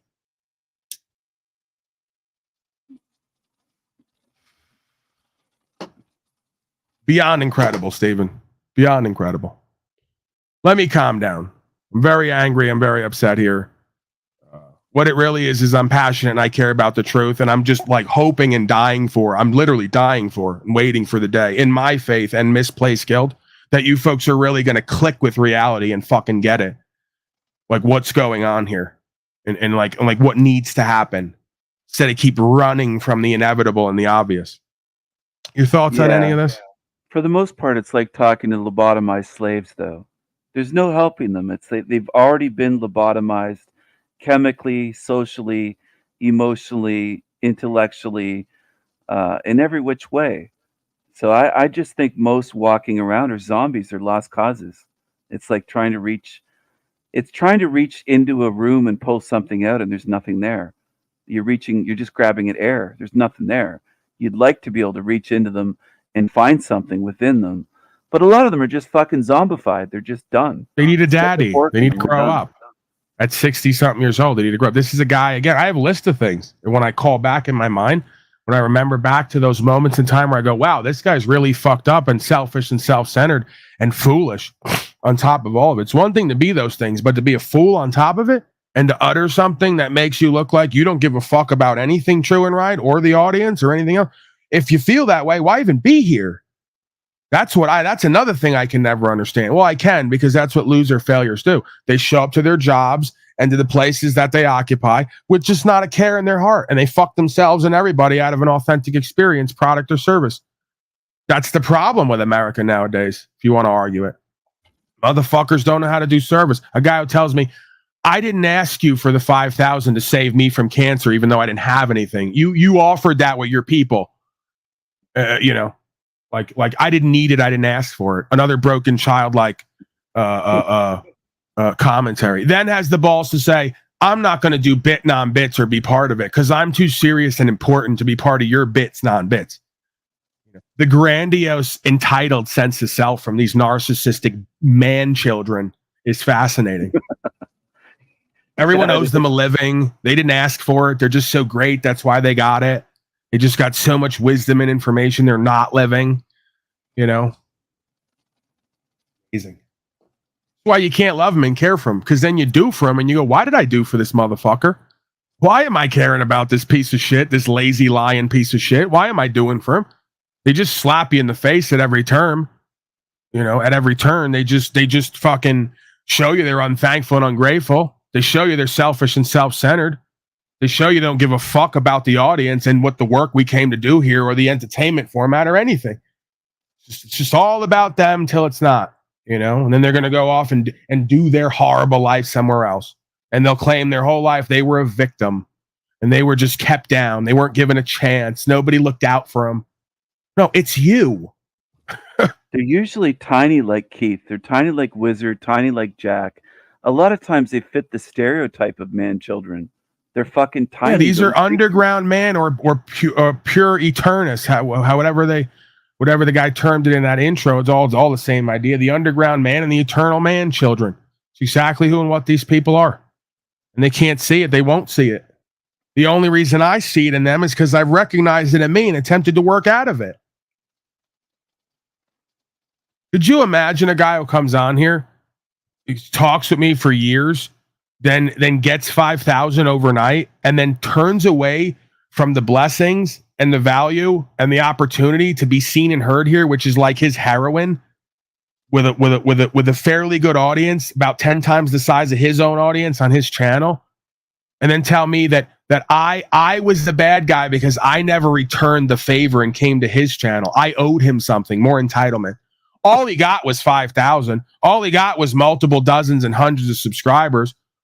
All he got was to get his metaversal heroin to be seen and heard and have a regular audience here, to not be able to do bits because he's too serious and important to entertain motherfuckers. Every one of you can't figure out why your channel sucks because you're too fucking hubris-filled to be entertaining. You care too much about what other people think about you rather than who you actually really are.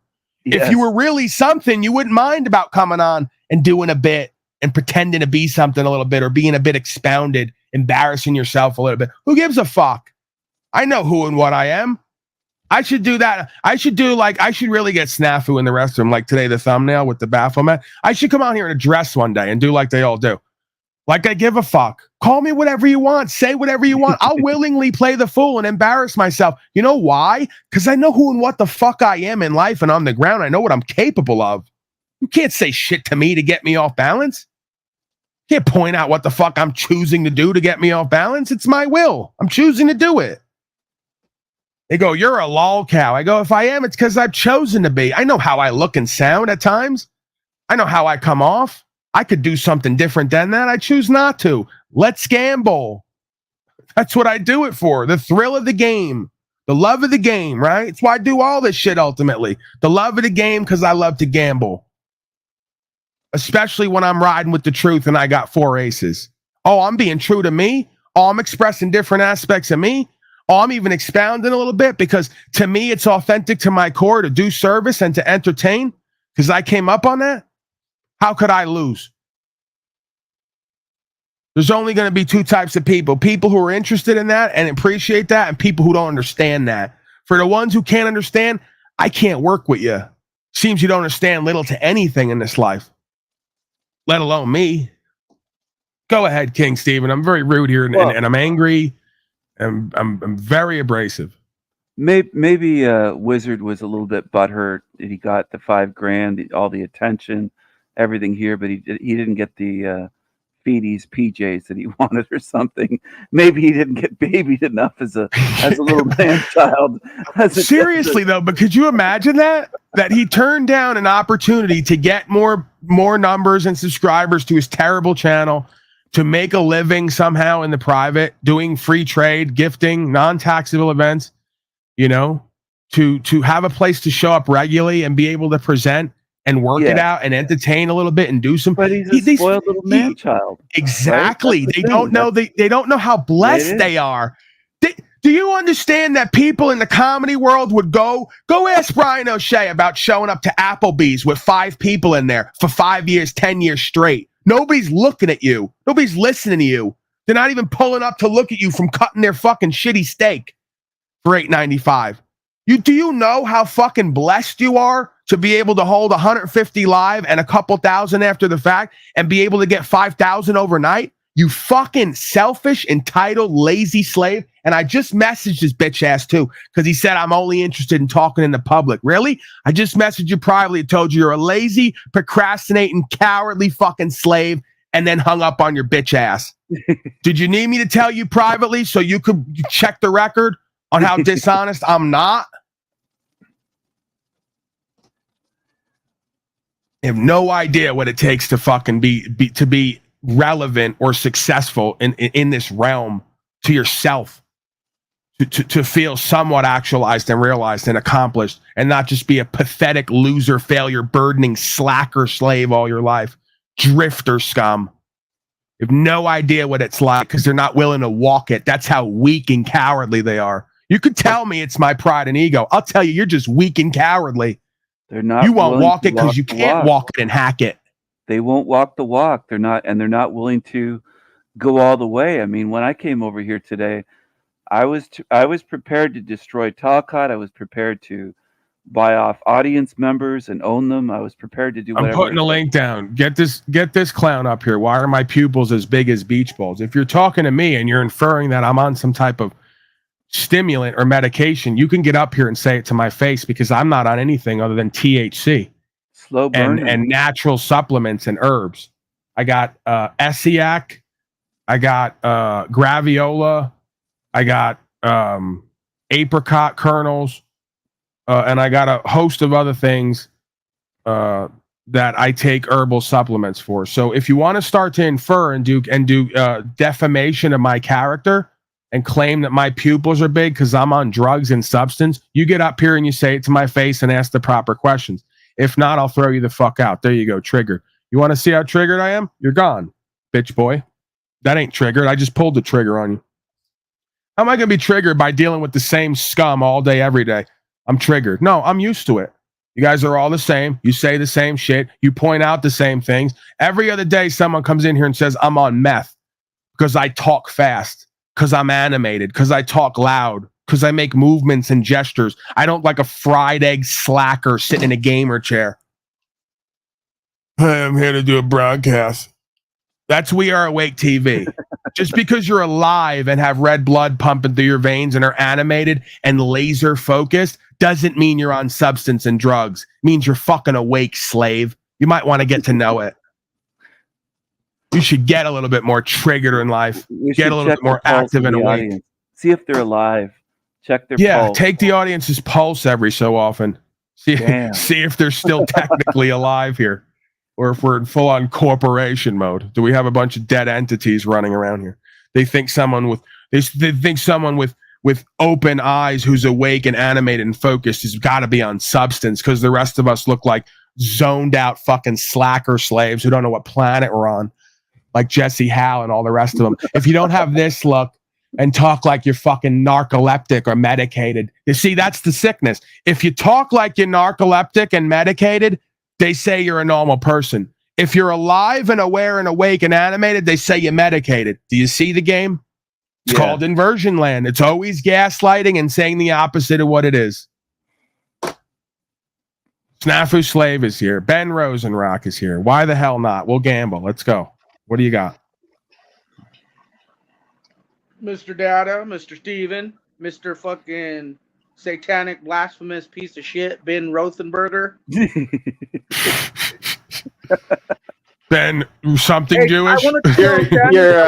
You're such a class act, Snafu. Thank you. Well, you're a blasphemous piece of shit. You know, Jesse Hall was hanging out with the registered sex offender today, Steven. I used your old video. Here we go. I used your old video of showing Archaics as a registered sex offender. Thanks for putting that out, Steven. No problem. And, yeah, Jesse Hall loves those sex offenders. Oh, he's hanging out over there with him, with Jason Braziers. Yeah, he did a live today. Jason, the sex offender Archaics, did a live with Jesse Howe. Oh, but Jesse has cupcake to pedophiles as well. So now that we 100% know he's cupcaking with a registered sex offender, lifetime registry sex offender, by the way. Lifetime. He's got a lifetime membership to the sex offender registry. Even about it. It's a hell of a plan, huh? Talcott's jealous. What a world I'm a part of here. How did I get here? I'm gonna go full Talcott any minute. Is this real? How did I get here? What did I do in a past life? Guess I know what I did in this life, so I'm not gonna ask that. Is Jesse a sex offender as well? Is he in the club? We're digging deep on that fucking pedo support. I love that. We're digging deep. He's always got these like catchphrases that make it sound like he's way more powerful and important than he is. We're digging deep. The team's on it. The crew. They're working tirelessly behind the scenes. Find out, Jesse, how many sex offenders are around Jesse Howe. The strike team's been because Jesse doesn't have a channel anymore. Jesse learned the strike team. Dude, can we just stick to the archetypal and sociological? You don't have to be a rocket surgeon, as Kevin said, the drunkard. You know, you don't have to be a rocket surgeon to figure out Jesse Howe is with that woman who was sexually abused when she was 12 years old because he's creepy and has these kind of eyes and talks about love and light all the time. And it's the same type of person you could imagine right out of Central Casting who has someone chained up in a box in their basement. Oh, shit. Yeah, it doesn't take a rocket surgeon when you meet these people to find out they're delusional. They make shit up. They're living in their own hallucination. They're extremely disempowered, unactualized, and unrealized because they're living in a hallucination. And just taking one look at them regularly, right? Like sometimes when I'm here, I do this. I do this almost purposely to to be animated. There's times where I purposely widen my eyes to be animated. That's not this. This is someone who you meet who's always like this. They wake up in the morning, they're like this. You see them in the bath, they're like this. It's just not. And then you go, who wants that? You have to go, what woman wakes up every day and rolls over to this and goes, that's what I want to see the rest of my life. Someone who's extremely disturbed. Someone who's been broken as a child, who's used to being with predatory rapist type people. You don't need to call someone that to say my spidey senses are tingling. Could you just learn that ability, Snafu, to go, this person seems really creepy, and judging by what I've seen from them and heard from them, I think something's most likely up. And I go, totally agree. Like Monograph, totally agree. Probably raped someone at some point, did some really creepy shit, would not be at all surprised at all. I could project that on some level. I'm not going to make absolute statements that he's a child fucker and a rapist. There's a fine line there. I know for you. That's like a statement in court record. He fucked a honeydew, not a watermelon. Have you ever fucked something weird or inanimate at some point? Have you ever done something weird or kinky or freaky? A woman? You ever shove something up your ass? You know, you ever like gone a little bit wild? Had a little wild time in your life? College years? Anything? Not a fruit? Well, you didn't answer me. Telling me what it's not is not telling me what it is. I said, did you ever fuck anything inanimate or weird? You know, I mean, I can imagine the woman you had sex with looking at you, so I'm not going to get into that. But I'm saying, you ever fuck anything around the house, shove something up your ass? You know? Yeah, like one time I had phone sex. I couldn't get the phone out of my ass. I said, I don't understand the appeal to this. What does the Jewish guy think? Ben, what do you think? Yeah, what's the Rothenberger blasphemous satanic fuck thing? I'm tired of all this sex on the television. I keep falling off. It's a bad influence. Yeah. Hey, FCC needs to regulate. I'll take a couple minutes to engage you a little bit. Why am I a satanic whatever? Remember when you were telling us about your Rothenberger love? No, I don't. Oh, I do. Do you want me to pull up the footage? What did I say? I'm just so curious. You're putting some new age bullshit out, just like your slick goofy hair. Oh, fascinating. Because usually I speak on getting people out of new age ideas, so that's fascinating. Tell me how you're dethroning Satan. Why don't you remind me what makes you? No, I'm asking you. How are you dethroning Satan? Not do snafu court right now, constantly here.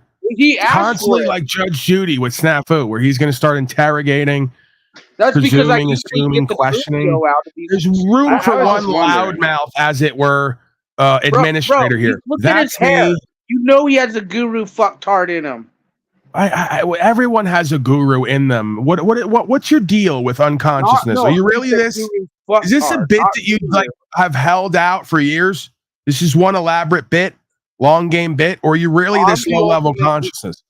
Here's the deal. Snafu, are you restraining the You act like you don't sit on your channel and fucking cupcake, as you say, and guru it up half the time. Why are you dividing yourself from the rest of us constantly in order to come back to get validation? You don't have to divide in order to be validated. It doesn't actually work that way. Because some of you guys cupcake with the pedos, pogos, traitors, frauds, and I mean that's no. I think most of us just believe in repentance and redemption, and that nobody's irredeemable completely here. If they were, no one would deal with you or Jack Talcott or, frankly, me. Got to throw your hands up at that one, huh? That's where they leave and don't come back because they realize, oh my God, he's going to use logic today. And faith. Wow. Like what you want to receive, you have to extend? Right, wrong, or indifferent? Are you perfect? Are you absent of any wrong or sin? So how do you call yourself a Christian and want to condemn all these people and say they're irredeemable and unable to repent? You sound a lot like your masters who say, I'm going to stick a jacket on you, and if I call you a felon, you don't get your rights anymore and you're irredeemable. I'm not interested in it. It's the antithesis of what you call yourself. Isn't it interesting how I don't call myself a Christian, but I'm infinitely more Christ-like by definition and by record than all the folks running around saying, I'm a Christian, I'm a Christian. You ain't. The fact you got to keep yelling about it and saying you are is proof you ain't. Because if you were, a whole bunch of motherfuckers would know you're for doing Christ-like shit, and they don't.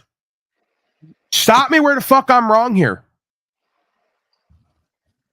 So this sign doesn't prove that I'm all about love? Not really. I mean, it's a nice touch to the demonic alien predator sort of features there. It's a juxtaposition, right? Alien, parasite, creature, predator, and then love. It's a good balancing act, but it's not convincing. Audience, it fools my audience. That's all. No, your audience is supremely inferior by choice. They're supremely low level conscious and awareness. They're ignorant and arrogant. They will constantly choose to see the reality they want to see. A lot like you, oddly enough, Mr. Jack T. Yes. Well, that may be partially true. Partially. We're going to have to go to the docket. We're going to have to hit the docket. Is Wobble a sycophantic? Okay, Dr. D-Head, you're going to get a couple more of these comments where you half act like you want to know and are half praising and then half kind of doing subconscious digs, right? So, you know. To be fair, my fireplace, my famous fireplace behind me, is not Auschwitz. Right. No offense. No, it's not that. Okay. Yeah, it's not that's true. Auschwitz. I'm not that bad. I may be. So you're doing the same. You're telling who you are based on what you're not. Yes, Just so everyone knows, this is not Auschwitz. It's not. I'm not that bad. It's not a fireplace taken from Auschwitz. So no Jews were harmed in the making of that fireplace, is what you're saying, or the use of that fireplace. I can't say no Jews, but not as many as in Auschwitz. Right. Okay. Perhaps some. Significantly lesser. Yes, significantly less. It's not. You know, nearly on that Spokane kind of has its own like traditions of Jew hunting. So yeah, I engaged in it a little bit. Margot and her sister and the cousin, they work at like Space Force, and I go, hey, maybe I can get some networking done here. I killed a few Jews here and there. It was just sporting. They were sporting Jews. I want to be clear. These weren't assault Jews or sporting Jews. I have invited a few into my shower once in a while, now and then. Right, Spokane. And I lock the door. Spokane has. I love these people too. They all have to adopt the whatever the local pronunciation is. It's fucking Spokane. It's Spokane. That's Spokane. I don't know what now. Jackseph Mengelcott. Yeah, whatever. I'm saying it's Spokane, not Spokane. Can we update that? Can we get that into the circulation there out there? It's Spokane. It's Moobs Monday with Jack Tittycott. It's Spokane, and if you live there, you may as well be on crack cocaine. Because apparently everyone there that I've seen so far is completely batshit fucking crazy over the edge. Your thoughts? Well, I do have homicidal thoughts, but then I deny that I have homicidal thoughts after making a video 11 hours ago saying that I have homicidal thoughts. So yeah, I am kind of. I'll be clear. I only have homicidal thoughts when I'm in the presence of Jack Talcott and folks alike. I start going, and they're not really homicidal. They're fantasidal. I guess like it's like a fantasy that maybe if the Taliban or Iran or maybe a U.S. government agency pretending to be Iran drops a bomb on us or attacks us, that it pretty much only hits Spokane and surrounding areas where people from Jack Talcott's broadcast are located. If it's going to happen, if we have to get EMP'd or nuked, it makes the most sense to do away with the weakest and the most cowardly and duplicitous of the race. I would think that's a sensible decision. I'm going on pure logic there, right? It's not really a hateful emotion. Like if it has to happen, this is probably the smartest, best course of action. If we have to get EMP'd, I'd at least like to have Margot over at least once into my fireplace before then. This is great, man. Ever since we got EMP'd, I don't even have to pay for lights anymore because they don't exist.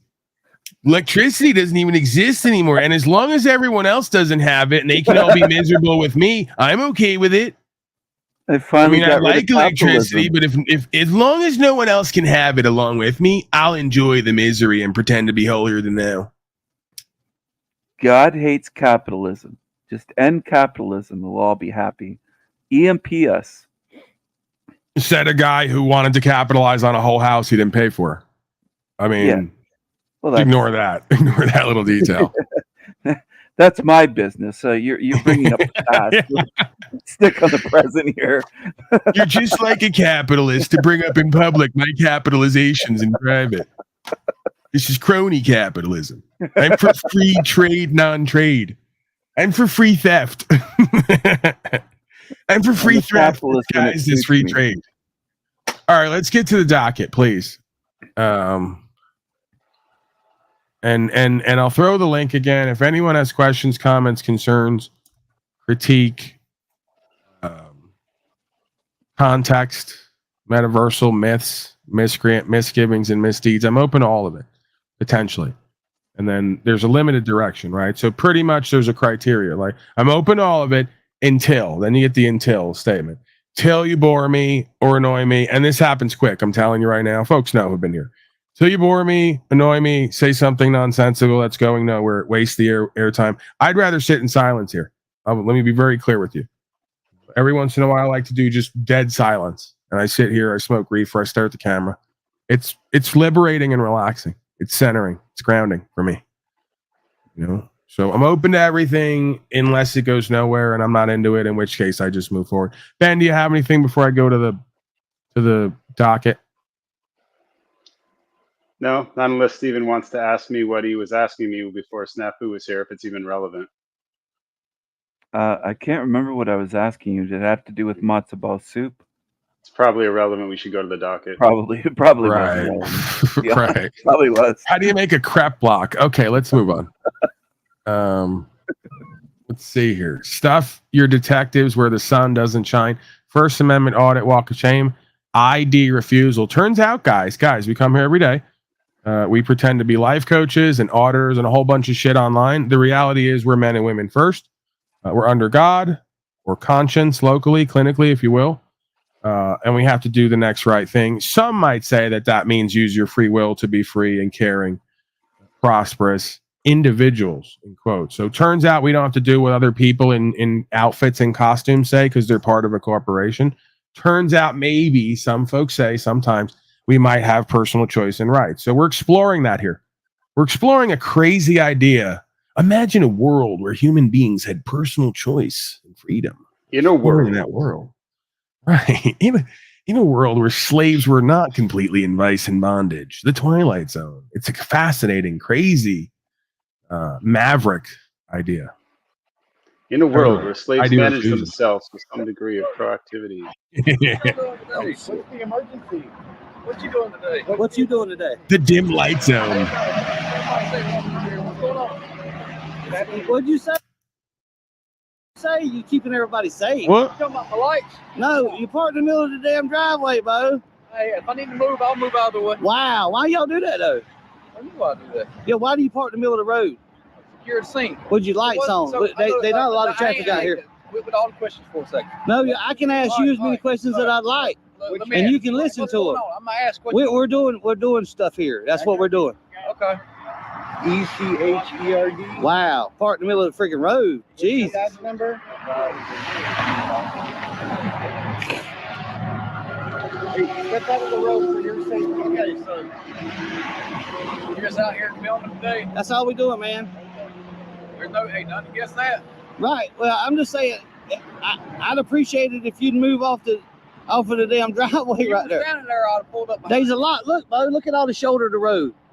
And you're going to use that excuse? You're going to use that excuse? That's private property. That's not private property. No, it ain't. No, it ain't. That's the easement still. You see, there's the road. I see it. Watch it. I can walk across this because this is public property right here. Yeah. You don't know that we know, right? No, I'm here. I'm right here right now, so I'm gonna ask you something. For you, what's your name? Deputy Eckerd. Eckerd? Yes, sir. That's ECH. You got a number? 406. Well, it ain't on the vehicle. 406. 406. That don't make no sense. And then you're gonna say that's private property. That's crazy. That's just really dirty. Just because they put that pavement in there, don't mean it's theirs. Why don't you wash your bed? So, this is the color of it. So, what's going on? Well, you just asked that question, Bo. We done answered it. We done answered that question. Okay, you got a lot of money to be. So, I don't mind you. Like I said, you can sit out here and make videos all you want. Yeah, we don't need permission to come out here.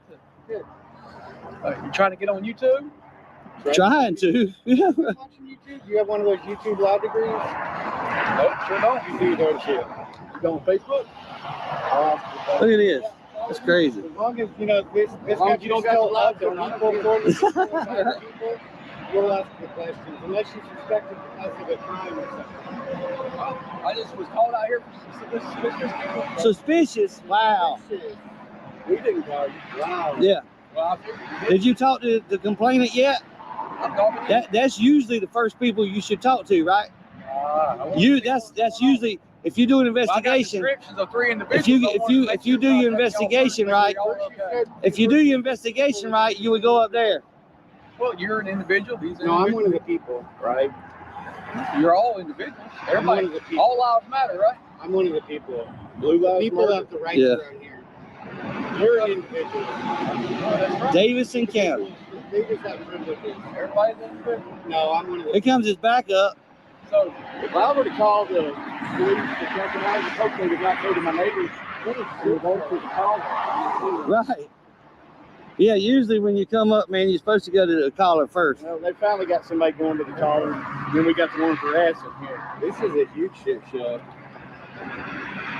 So we answered your question. Why are you still here? do you have any ID on you being counted? Yeah, we sure. I guarantee you we got ID. So you did. I guarantee you. I'm trying to see who I'm speaking with. Hey, just give me a name. I guarantee you. He just told you. He said the people. He's the people. I mean, you don't want me to say that back to you, right? Because I asked you if that was your name. You said that was your name? So if I say that back, is that going to be okay? No, it's not. Your policy says you can't do that, but we can say.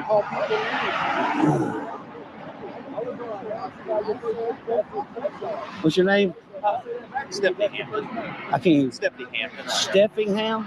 Deputy Hampton. Hampton. Oh, Hampton. You want to go talk to the caller? Yeah. You see a little red light? Hampton. Hampton. You got a number? Shit. You guys are out of the roadway. We already knew, man. We know what we're doing. I'm Yeah. just Come doing on. Come on, man. He's going to go talk to the caller. And Shouldn't he? Hey, time out. Shouldn't he have done that first before he come out here harassing us? I have no idea. Ain't that? But ain't that standard protocol though to talk to the caller? I'm going to get up out the roadway. Ain't that standard protocol though to talk to the caller first? Is that not right? I'll be honest with you, partner. It can go either way. So it's up to y'all's discretion. It's not in your policy nowhere or nothing to talk to the caller first. Is that what you're telling me? Like if I were to call, I wouldn't want them to So show like it I to my said, neighbor guys, for you my guys call. are out of the roadway. We're going to talk to the caller and see Cops flaming. where their property See what? is. See where their property line is. Do you If they know where want it's you to be at? removed from the, no, that's why you got to Cops talk to the flaming. caller. You don't know where the property's at. Not of every single place. No, sir. You don't know there's an easement on every freaking road you go down. There is an easement Okay. for DOT purposes. Right. DOT We is can't public. walk in the roadway. It's public property, man. Okay. All right. Like I can't said, we're walk going in to the talk to the roadway. caller and figure out what's going The on. caller ain't got nothing to do with what we doing out here. I know you're superior to him because you're stripes. Did you tell me why he would park right here blocking this instead of all this clear availability to park? I couldn't tell you, sir. Is that standard protocol too? I To couldn't park tell where you the why hell he you chose to please. park where he parked. He You're could have not as seen. cheaper. I'll tell you. You get some better training, maybe. You guys are trying I to couldn't claim. tell you why he chose to do what he did. You're trying to claim this. This So is our scene. let me see. This is our scene. Let me get this straight. So you're gonna call to the caller to find out where his property line is, even though you should know there's an easement on every road that you gotta have somewhere to walk, right?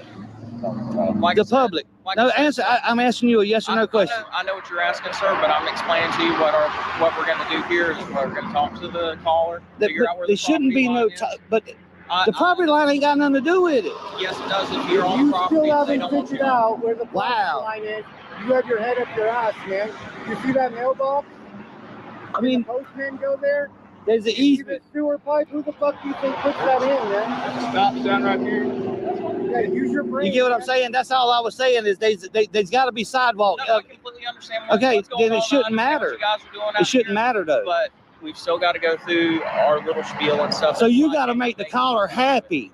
Is that what you're telling me? No, I figure out why they called and what they're upset about. All They- these public people are showing up to pay their bill and stuff at that kiosk anyway. So even if we were to go on that line, they've never asked us to get off of their property to begin with. So there's no reason even being investigating the property. We're not even asked to get off the property we're not on. Yeah, and like I said, that's why I asked them to go up there and talk to the caller, figure out what's going on, guys. All right. I understand what you're doing. If you're within your legal rights to do what you're doing, I'm gonna let y'all keep on doing what you need to. You're gonna let us. He's gonna let us. Thanks for allowing. He's gonna let us. What we can do over So, We're letting you that- walk around that's in what that we're at. clown suit, man.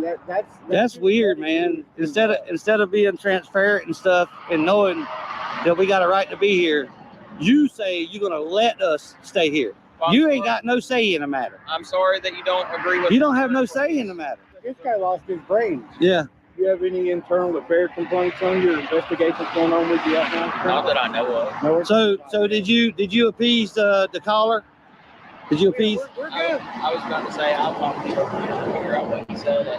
Hey, nothing he's done. You can't do I nothing. know, but I just want to. You can't do nothing though. That's what I'm getting at. You like letting us record is ridiculous. Legally, the auditor had a solid foundation for his actions. The right to film in public, especially when it comes to recording public officials like police officers, is well established by cases such as Glick versus Cuniff 2011 and Fields versus City of Philadelphia 2017. Right, because I needed Glick versus Cuniff to tell me that people can do whatever the fuck they want, including record, to supposedly pursue their happiness or protect their own property and interests. Fascinating philosophy. Ideology. All right, we're gonna move right along here. We're gonna do some gavel gazing. Okay, so listen, don't judge me if you're not into that kind of thing. You just leave now. You're not into the whole gavel gazing thing. You just walk out now. You don't say anything. No harm, no foul. But from here on out, we're going Judge Fleischer. We're obliterating slaves. We're slaving them out. We're enforcing code on them. We're screaming at them. We're wearing bow ties and like pink suits. The whole deal. It's pimping and macking central. So, say misdemeanor, you're facing up to a year in jail and or a $4,000 fine. We're going to do probable cause. You have the right to remain silent. Anything you say can or will be used against you. You have the right to have an attorney present during questions and interviews with the state of Texas. You cannot afford a lawyer be appointed to represent you, ma'am. Great.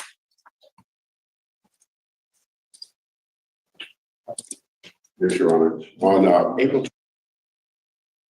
22nd, 2024 in Harris County, deputy was dispatched to a family disturbance. Reportee advised his wife, the defendant, threatened him. When asked what defendant was doing, defendant replied, "I'm looking for the guns to shoot you." Reportee advised defendant was intoxicated and began searching the home for reportee's gun to shoot him. Deputy attempted to gather a statement from the defendant, but the defendant was irate and intoxicated and refused to speak. While processing the defendant at JPC, the defendant used her leg to kick deputy in his shin, causing pain and a scratch to deputy. Miss Majano, let's go over your history, shall we? Filthy slave. Since 2019, criminal trespass, DWI second, where I had to revoke your bond at least 3 different times, aggravated assault of a family member, assault of a peace officer, another DWI second, another assault of a peace officer, another aggravated assault of a family member, and now a terrorist threat and another assault of a peace officer. Disgusting. All while intoxicated. Yet again, I am now going to make your life so miserable you're going to want to never be here again. I'm ordering you not to consume alcohol, illegal drugs, or unprescribed controlled medication. I'm going to have you come here test every Monday and Thursday to prove to me that you're not consuming any kind of drugs or alcohol. Do you understand? Yes. The first time you consume alcohol or any kind of dope, I will put you in a rehab facility, in the jail, and it will be a minimum of 9 months, depending on how well you respond to treatment. Tell me, the prior aggravated assault of a family member, same complaining witness as this one? Apparently, the last 15 times you haven't gotten it, you're going to get it this time. Yes, Your Honor. Sir, husband. You are ordered not to have any contact with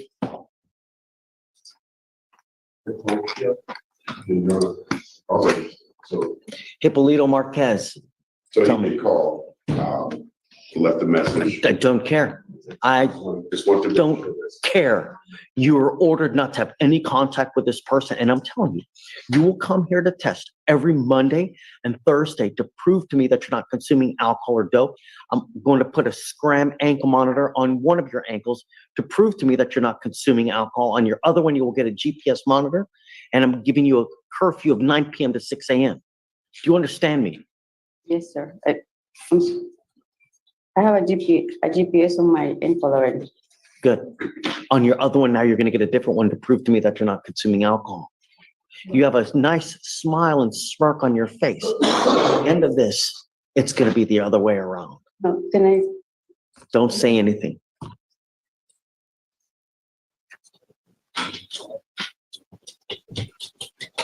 What happened on the aggravated assault against the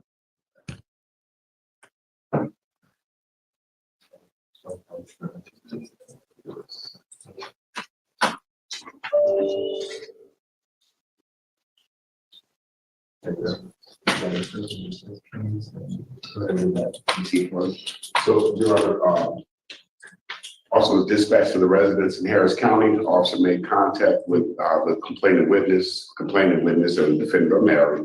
On the day of the incident, complainant and the defendant were out at a bar celebrating defendant beating an assault case. always has to do with alcohol. And see, when the complainant and the defendant returned home, the complainant was very intoxicated and belligerent. So the defendant stopped consuming so much alcohol. The defendant got upset and went to the backyard. CW locked the door. Defendant entered the house through the kitchen, grabbed the knife and cut the complainant. She grabbed the knife and cut the complainant? Yes, Your Honor, those were the allegations, and that was dismissed. It was dismissed because they amended conditions of community supervision to it. That was the central file of the case. At least on deeds. I'm not sure formally what exactly occurred there. Ms. Majano, I'm going to deem you a public danger. If you violate any of these conditions, I'm going to make your bond so high you're going to flip. Do you understand me? Yes, sir. So we have another now Monday and Thursday. She will come here you will come here 2 times a week. Do you understand? One false move, you will stay with me. What do you do for a living, man? You have an income. My son's income, which is SSI.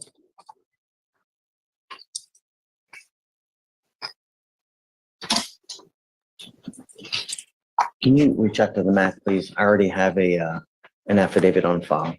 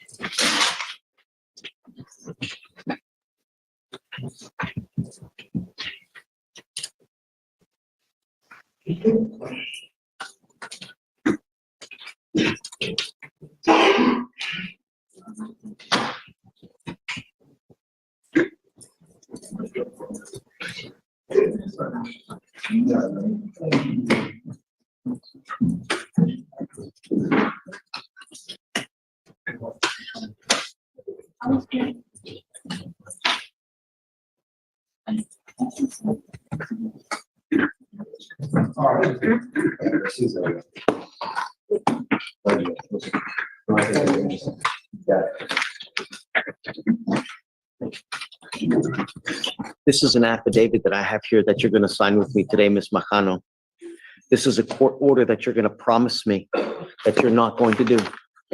And if you do, I will have a contempt hearing. You'll be facing an additional 6 months. And I'm telling you, 1 drop of alcohol, I will hold you in contempt, slap you with 180 days, probate it for 2 years, and put you in an inpatient rehab facility. Do you understand? I don't care where the alcohol is from. If it's from hair dye, a tequila lollipop, mouthwash, isopropyl, all alcohol, anything. Do you understand? I'm now giving you a lawyer, so there's no issues. You can talk to the lawyer whatsoever. After that, you will meet with pretrial. Do not leave until you've met with pretrial services, man.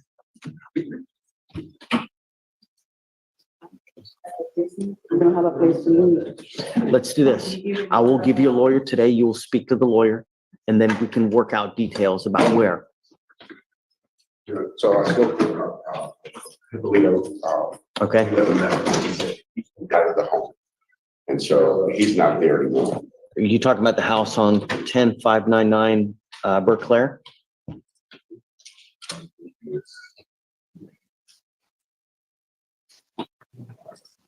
Yes, we got it. 10, I've also moved. That's it. 10559 Belcher. That's correct. That's it. Okay. So I'll have you speak to the lawyer today. We will figure out details. No alcohol. Do you understand? I understand. Okay. Come on. Next judge is page 2 of Arizona. Yeah. Fuck yeah. Slave them out. Gotta slave them out for their own good.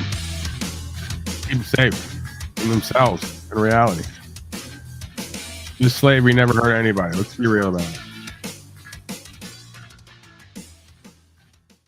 All right. I got at least one or two more.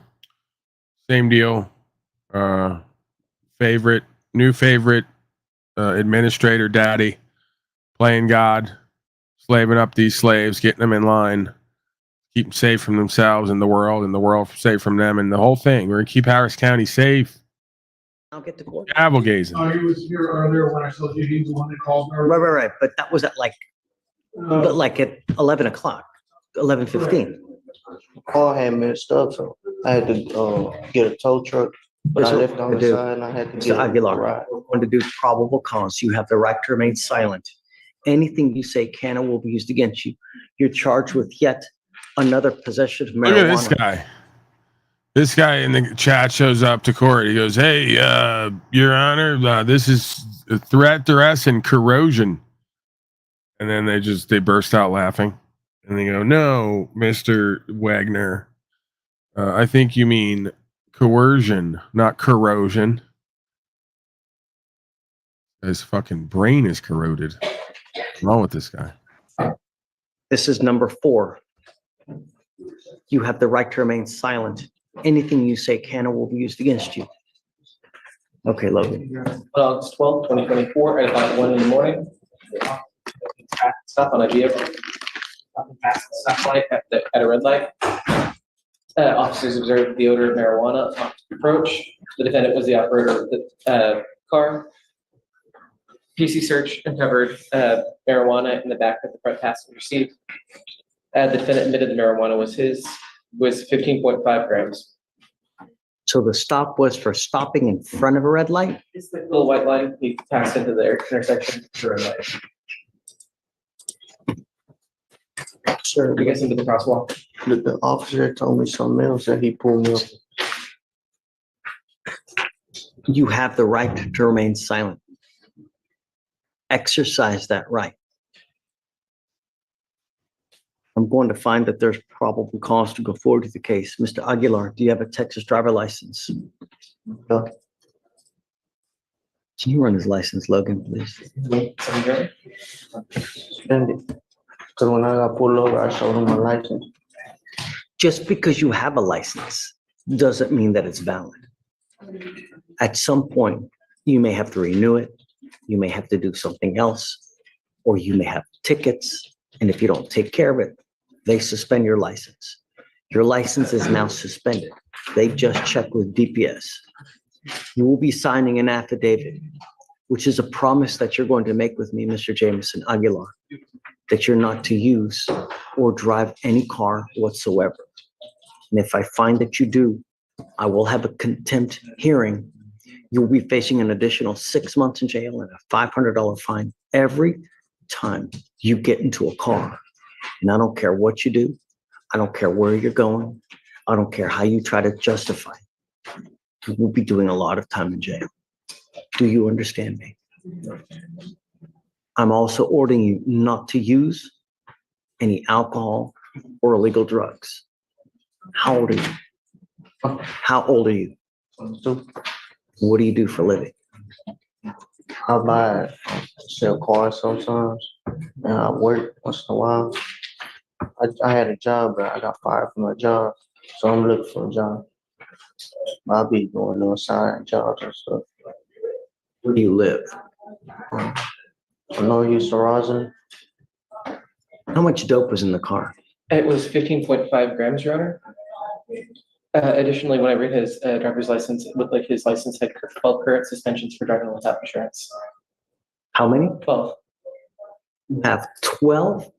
Did you say 12 tickets? 12 suspensions. I assume those are long Yeah, all the suspensions are DWLI, and right under the DWLI, it says no liability insurance, and that looks to be like indefinite.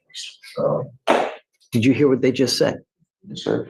12 different suspended license cases. If I see you Disgusting drive, slave. I will literally hit the roof because I will be so upset. And if I get upset, Daddy's gonna get I'm going disappointed. to unleash on you. And it's not going to be in a good way. I'm now sending you for a drug test. And I'm ordering you to come back He even again. clarified. He goes, "I'm gonna unleash on you, and it's not gonna be in a good way. It's not the same way I unleash on my partner at home." Tomorrow, so we can talk about it. And when you come back, I'm gonna explode back on at you, and not 8:30 in in a the good morning. way. Not at 11, not at 10:02, not at 11:42, 8:30 in your seat tomorrow. Do you understand? Then we will talk about your situation as far as what you're doing with work, whether you graduated high school, and what you're doing with your life. Mr. Jameson Aguilar, you have now, from 2021, a prior evading arrest, a felony theft from a person, another theft, an aggravated assault with a deadly weapon, fleeing, attempting elude police officers, possession of marijuana, possession of marijuana, possession of marijuana. It changes now. Do you understand? I don't get in trouble. It's just little stuff. Being changed my life around. I'm a whole It doesn't different change person. nothing. If you think you've changed, then I'm Dorothy from the Wizard of Oz. Get in trouble. I don't I do can no see dumb that. stuff, not no crash dummy. Put these Man, slippers on real that's when quick. I I was think they'll 17, look good 18 on you. years old. I'm 22. Ruby colored. You're in front of me now with another criminal case. And if you don't think this is nothing, Because I was actually just going to say, is that Dorothy from the Wizard of Oz? So Aguilar, That I'm suit? sending you for a drug test now. And then I want you back here tomorrow. And we are going to examine your life in full to see where we go from here, to make sure that you end up on the up and up. Do you understand? That's what we're doing. You send me for a drug test and I'm going to come out Right. at the end. I know you're going to be dirty, but I want to know. I know you're going to be dirty. I want to know what is in your system. And if I want to know. And if you fail going in your to rectum. show up That's tomorrow, it. or if you fail to go for the drug I'm test going right in your now, prostate and your rectum. I I'm want going to to know make what's your in there. bond so high, your Oh, head's so going to be high up in spinning there? 30 miles an Pretty hour. crazy. Do you understand? Understand that? Tell me Okay. you understand that. So, Billy, do you mind having him sign a receptor tomorrow? And then he's going to be with Rachel. Rachel. look at this guy now. Marijuana. This guy, the same guy who said it was, what did he say? It was coercion, duress, and complexion. And now he's saying that the guy's doing HEPA violations, which HEPA is actually the filter that's inside of like one of those stand-up fans from Sharper Image. Remember that story back in the day? Yeah, I'm taking you back, huh? Sharper Image. Yeah, that's a HEPA violation. I think what you're saying, what you're meaning is HIPAA violation, sir. Just stop now. It's good to quit when you're behind, right? HEPA. He goes, I can't type. He goes, what do you mean threat, duress, and complexion's not the right term? I got typing issues. My autocorrect. And now he's going off on HEPA violations. Either that or I'm pretty sure that means something about the liver. Only correct. Yes. Mr. He's got Aguilar, you will be tested 31 days from today. If you test positive for marijuana again, you will go to jail. And I'm going to make your bond extremely high. Do you understand? Yes or no? Did you graduate from high school? GED. Do you have your GED? Yeah, it's at home. Okay. What are you doing with yourself now? I work with my dad, cut yards.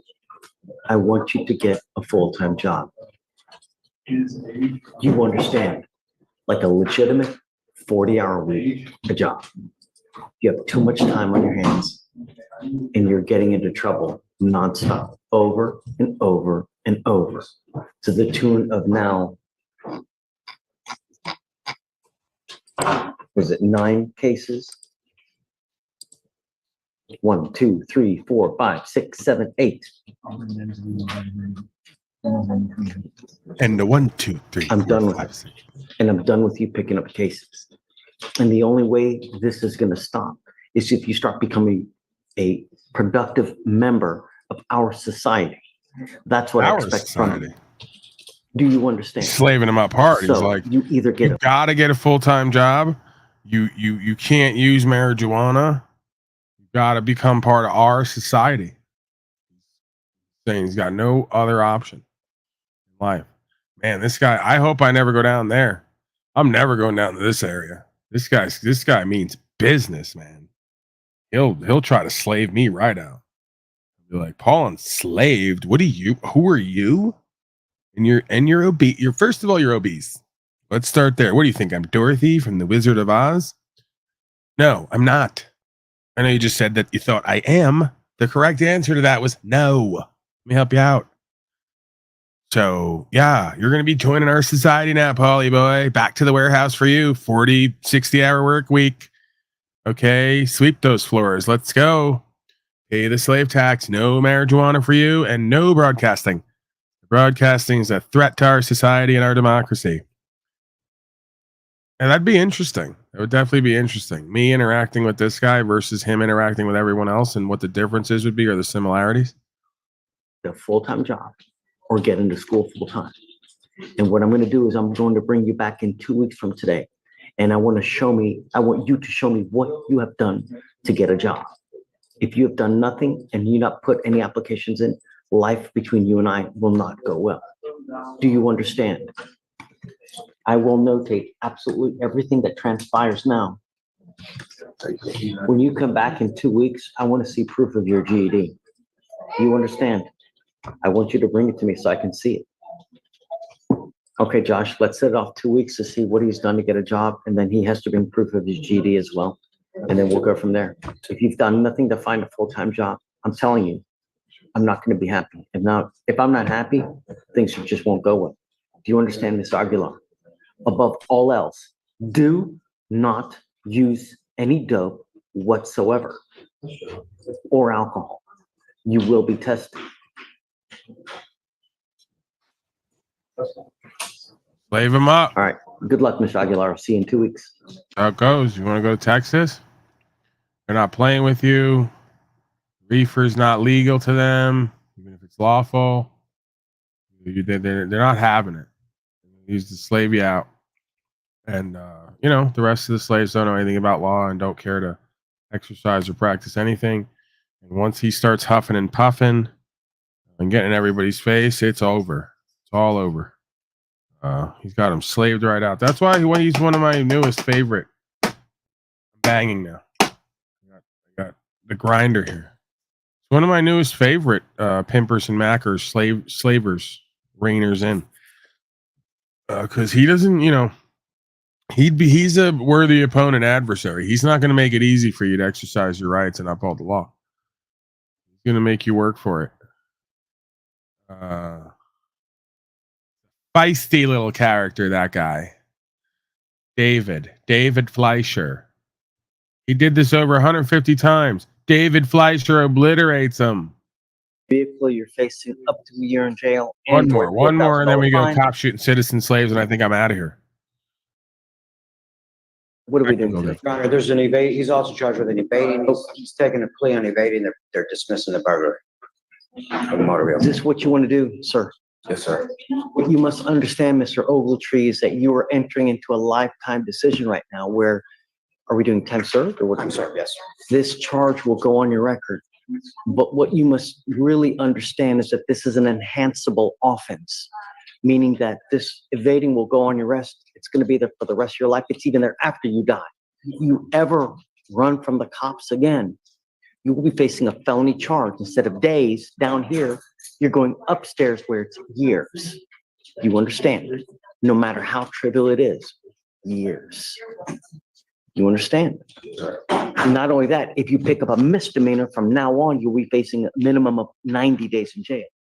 You're giving up the right to a trial, right to compel witnesses to testify on your behalf, confront and cross-examine your accusers. If you're not a citizen, there are possible immigration consequences. You can be deported, excluded from the country, denied naturalization under federal law. You give up the right to appeal. Once you accept this, you can never come back and change this. One more thing, Mr. Ogletree, you live in Texas. Not 3 weeks ago, someone died from a B&B where they were trying to protect their own property and they shot the person in the car trying to break in. I would be very careful who you mess with because the next time you may have a couple bullet holes in you. Good luck. Thanks. Bam. Fucking slaved him up. Man, that was quick and to the point. They love slaving Negroes too down in Texas. If you're African American and you go to Texas to live, you're out of your mind. And you want to smoke weed there? Oh no. Better really like get that Moore outfit on with that red hat. Like say you're from the motherland or something. You're not having it.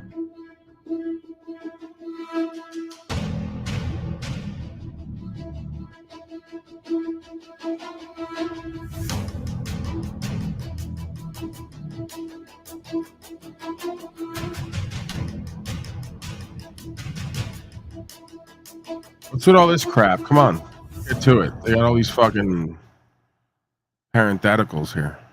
Picked up the client says she filed charges, but then when we asked the bill, the charges weren't filed for harassing her. So I sent you over the harassment videos. And Whoa. Whoa. Whoa. It was like a FaceTime call with his daughter. Where are you? Here we go. So she sent screenshots. Look at M. Davis. Videos and then M. Davis went full WB frog on that one. He's like, I'm smoking THCA like Charleston's whites. He's adding S's and Arms on it. Arms be smoking. He went full house slave. Try to see, that's what Texas will do. Try to tell you. That's what living on Texas will do, even to the toughest of Negroes. He went into full shucking and jiving mode. What? I'm smoking THCA. Sir. Massa? Timmy, is that hold on? Is that you, Timmy? Hold on. It is. We're in the glory hole. The guy called this the glory hole. Are you right down there? Yeah, You good? so it's not my favorite spot to be, but sometimes you got to do what you got to do. Right. What Somebody's beat gotta you eat. smoking, Massa? Yeah. The devil's lettuce. Yeah. So what's up, Timmy? You can't smoke that shit over where you are either. They fucking smoke weed on you. You were hiding in the attic during slavery. You ain't smoking no weed over there. Yeah, You got I you mean, fucking shook like Tina Turner, like Ike did Tina. Yeah, it in the city limits. Yeah, slave you up. Of the 6 city ways. limits of Pyongyang. Oh, somebody's been practicing their Legal North Korean. counsel say no smoke marijuana in limits of Pyongyang city, state of. Now you're over there arguing with some Filipino about common law, like they give a fuck. You go prison, Timmy. No common law here. You stupid. You saying I'm buying? I was thinking about it before. You were saying I'm buying pizzas from Filipino. That's just not true. The guy's Italian. He came over here and he's making pizzas here. And there's a Jewish guy making the fucking. Oh my God! Here we go. So calm down. One fucking Italian's on the run. What's all that? Come on, man. Ben, really? Look, Ben. If He's you're gonna folding shuffle blankets and shit. It's so passive aggressive. He does this shit on purpose. Yeah, his device was stationary on top of his laptop, and he went over to it like this. He rubbed his fucking shirt purposely. He just shuffled out of his sewer. He hates me. Thing. He's He moving around in absolutely the sewer. hates me. This The is why I Michael said I don't like him back, because he started. He fucking hates me. It's obvious. Hates this broadcast. Hates this audience. You can tell just by how he shows up. He kind of look. I'm so grateful. Like that guy in that movie. I don't know what movie it is, but one of the like dark. Yeah, one of kings. those movies. Yeah. Oh, no, I'm so grateful for you, he's the Paul. king. Actually. I got it now. Quiet, Ben. I'm doing the bit, please. He's the king in the fucking Gladiator, the one in the white, the fairy king with the white outfit in Gladiator, and I'm Maximus. He's got that look about him where he looks down on you like, give you the thumbs down. Yeah, we should reenact that AI. That's perfect. Oh man, Talcott clip collection doesn't exist anymore, right? Because I have no real friends in this life, and everyone winds up leaving me and fucking me over. I'm going full Talcott again. It's good Talcott clip collection, and here I can go full Talcott. You won't make clips of me. Everyone's against me. No one understands me. I can't work with anyone. I've been asked. What did it do when I picked up the? When I picked it up, it like rubbed on it or something. What now?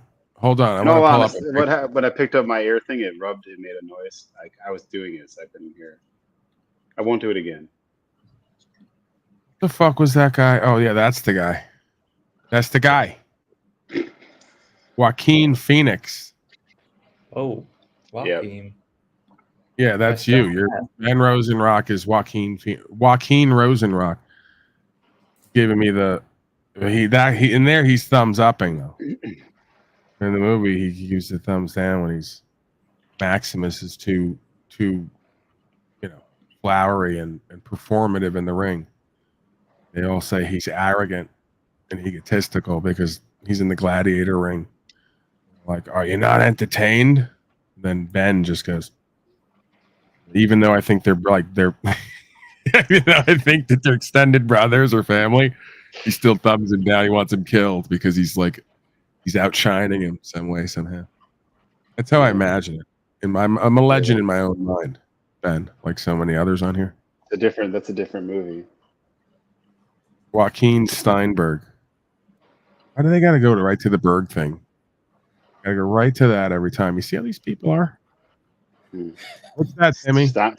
Steins and Bergs, Yeah. Are you aware that Fleischer does a live stream just like this?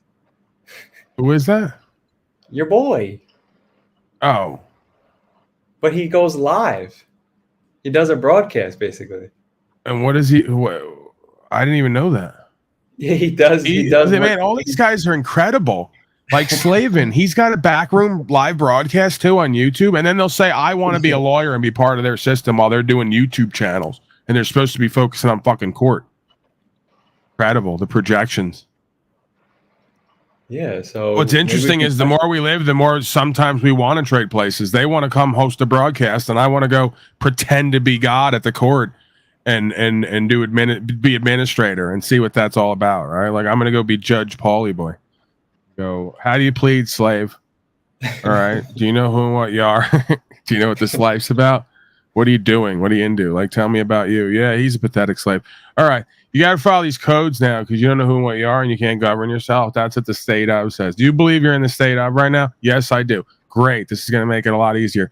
I'd love to help you out here, kid. I'd love to give you some fucking legal advice and shit like that. I can't do it. So how do you plead? You want like the attorney? I got this Jew over here. His name's Ben Rosenrock. That's my defense guy attorney for the court. He's great guy. Hey, he's a Jew. So, you want the defense guy? Okay, we got him. Ben, you're going to defend him. Wink, wink, defend him. We're going to come to a really good deal here. Your attorney says, okay, actually, Ben he just talked to me through winking and eye movements. Because like he's really good, like telepathy. He just told me. He said, "You're going to plead guilty to this, and you're going to get like $30 fine, and we're going to watch you for like a couple of years just to make sure like how bad of a slave you are and what else we want to do with you." And it's like it's a great deal. Okay, great deal. I've seen a lot of people come through here, and that's a great deal. I'll tell you right now. What's that? What's he's doing some kind of? Why are you thumbing? Why are you thumbing now? You're supposed to be defense counsel here in part of this court. I don't know why you're thumbing. It's kind of weird. Can we take the defense counsel out of here? I think he's done anyway. He did a great job. Great job, defense counsel. You totally defended that guy. We got it down to like $30 fine and like 2 years of 2 years of watching him and his family after. We're just gonna get. Could you just sign here real quick? You could chap out of here. It'd be really easy, real quick. I'd be great, man. I'd be great administrator. You know, You should make your own court. Make your own court. Well, this was that. That was supposed to be this, but no one ever comes here to settle grievances anymore because I yelled at everyone. So I guess I You're wouldn't so be that crazy. mean. But that's the thing. A good court has elements of force, right? Like, what fun is it? I just come here and do court, sitting in the trailer. I don't even have an element of people who can go drag people back in. I mean, look how Fleischer just spoke to that guy. Come on. Yeah, I need a warrant process where like folks like I throw them out of here or they leave and then I go, but actually you didn't appear. Like I threw you out, but you didn't appear. So like warrant and then they get dragged back. Because there can't be complete free will in good courting.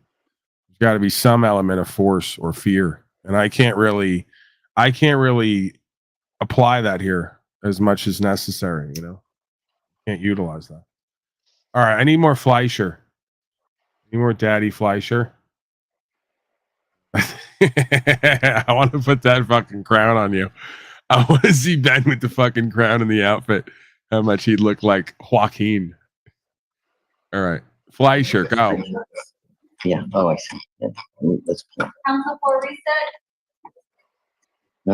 Yeah. Here we go. Judge, did you want to start?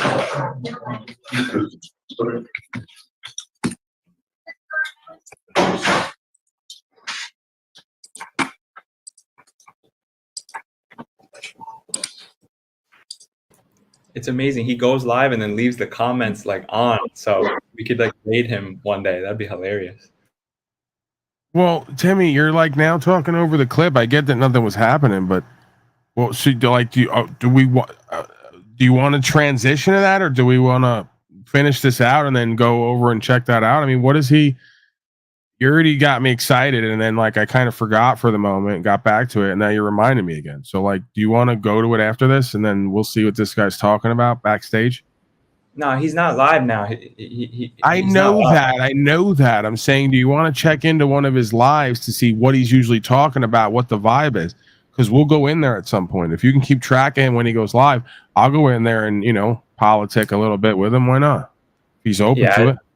I don't think he's actually like talking to the fucking commenters though. He's not like. Well, he will now. That's the attitude you got to have. Paul Enslave's going to go in there and say something. He's somehow, some way going to know who I am or look into me. Yeah. And then we're going to wind up having a conversation about law and we're going to bridge the gap. It's going to be wild. It's going to be crazy. It's going to be next level shit. Yeah, that's the point. It's like Artie's corporate fiction, except this guy actually might know something. It kind of reminds me of Artie's corporate fiction, Fleischer's corporate fiction. Hold on. Okay.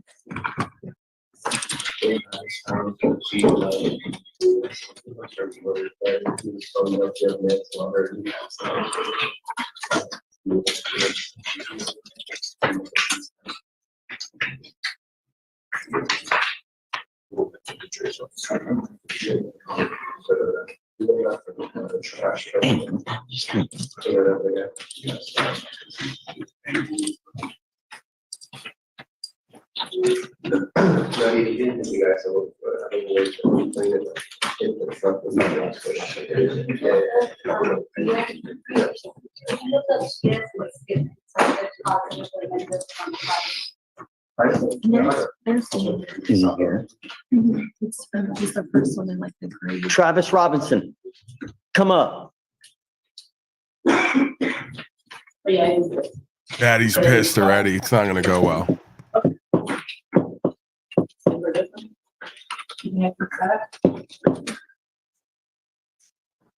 Do you know why you're here, Mr. Robinson? Do you know why you're here? Mama said I bothered her or something.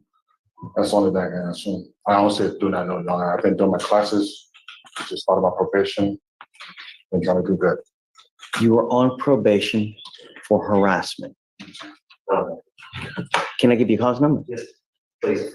It's 247-4460. Mr. Travis Robinson was placed on probation for harassment in March of this year. What did we ask you not to do? Right. Have you been bothering her? Our child together. I think she must have not liked that I was trying to ask for my FaceTime that is from child support orders. And I guess she must have thought I was harassing her from continuously asking or calling to get it. And I think that turned into harassment. It was nothing towards her. What does harass mean, Mr. Robinson? Over, over, and over, and over, and over.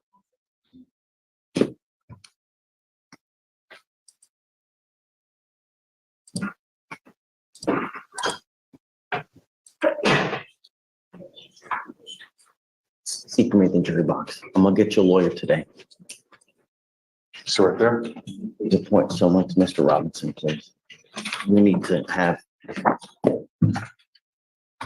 a hearing on this. I'm gonna forward you something, Pavel, real quick.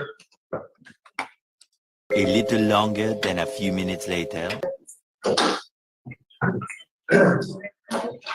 Thankfully,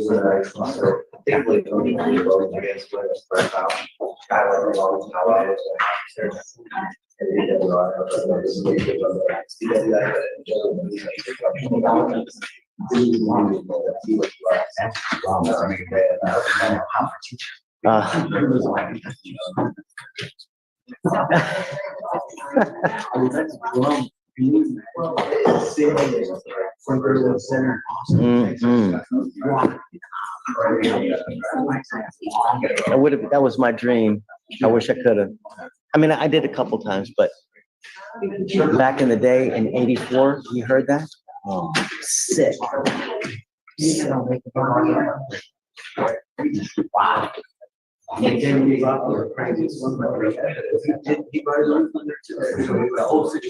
And they were.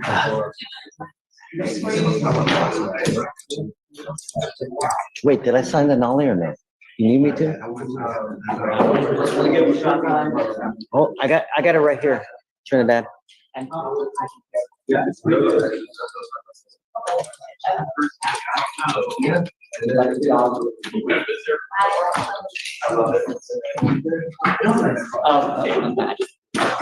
It's got to be a HEPA violation, whatever the fuck he was just doing there. 84. Yes, Andre? Oh, I'm sorry. Come on. No worries, Judge. We were talking about that and that anyway, but, Judge, I did, Mr. Robinson, Travis Robinson on, Judge, according to Mr. Robinson, he's been complying with, the non-threatening harassment on this particular situation. Per the Attorney General's office and part of his compliance in child support, he gets 15 minutes of FaceTime with their mutual child. And that's all he was trying to do, was just to try to call her so he can get his 15 minutes. Now, that's what he's telling me. I have no way to verify any of that, Judge. I just heard all of that this morning. But, you know, it kind of makes sense to me. And I showed him the video with him calling from 7:30 to 7:45. I already had, so I had a lengthy conversation with him prior to getting on probation that in the event she failed to comply with what he was able to get as far as FaceTime, that he was to go to the family court and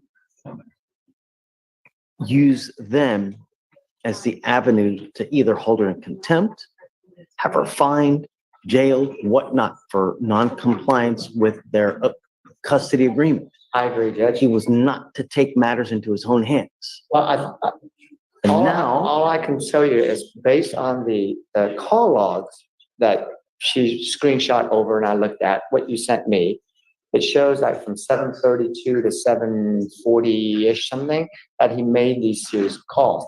There's no way we can tell because she declined all the calls. And I said, well, you're calling a lot. And he goes, yes, because I was trying to get through the FaceTime so I can talk to my child as part of my child support compliance. That's all I was doing. I never made communications to her, didn't even have words with her. 20 calls in a matter of 3 or 4 minutes. But if you're trying to get to me, it's reasonable, Judge, because he's trying to get through. Many times it's not reasonable. Well, come up, Mr. Robinson. If he was trying to get through FaceTime, he would keep trying because he only has that allowed time to get through to see his daughter. I told you the last time you were here that in the event Just went right back into slaving mode. It was like the arrangement. It's like that movie where they have Leonardo DiCaprio as the slave master. As soon as he saw a black skin again, he just went right automatically, naturally back into slaving mode. Like that was so sick. The transition right there. Fuck. Not to take matters into your own hands with the repeated 20 to 50 to 150 phone calls that Django Fleischer. I have proof to the contrary, Mr. Robinson. And if something is happening to where she is busy, that she cannot get a hold of you, how do you know that she's not having a crisis of her own? For you to call 20 times in a matter of a minute or two is harassment.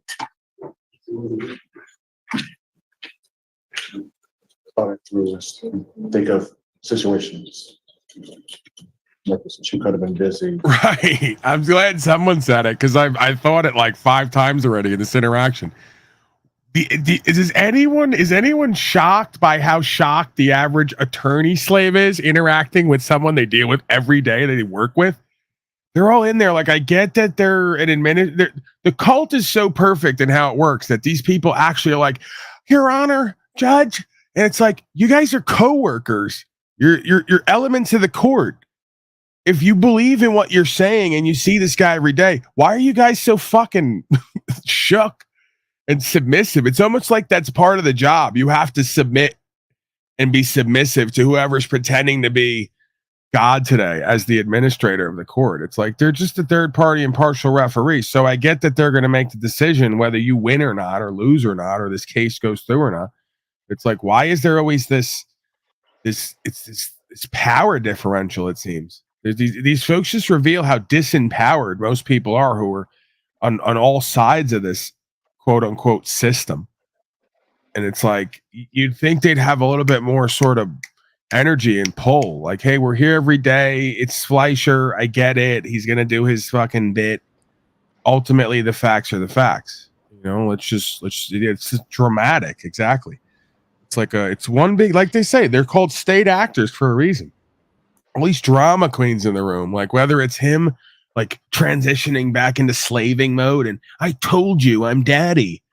And then the defense attorney like remember those old Speed Racer cartoons where the people would way overreact? Like a Japanese cartoon where all of a sudden the eyes get big and the mouth gets big for everything. Like it's so overly dramatic. Like, could we just get down to it and say, but no, that it wouldn't be courting, right? It's just like with a man and a woman in a relationship. It wouldn't be courting if it wasn't overly dramatic, constantly some power game, power play, fucking saga, soap opera. Your thoughts, Mr. Joaquin Rosenrock? Slaves are going to slave. Right. David could have been sick. That's why she didn't. Now it's a little bit too late.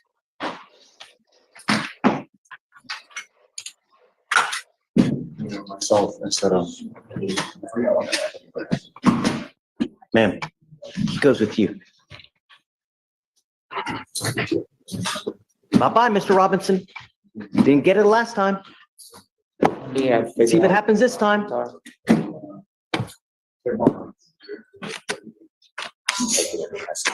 let me figure it You out. just arrested him now? Ma'am. Don't sit him down, please. I'll take care of this one, and then I'll come back. I'm gonna scare You wanna let it inside? him. Give me 30 minutes.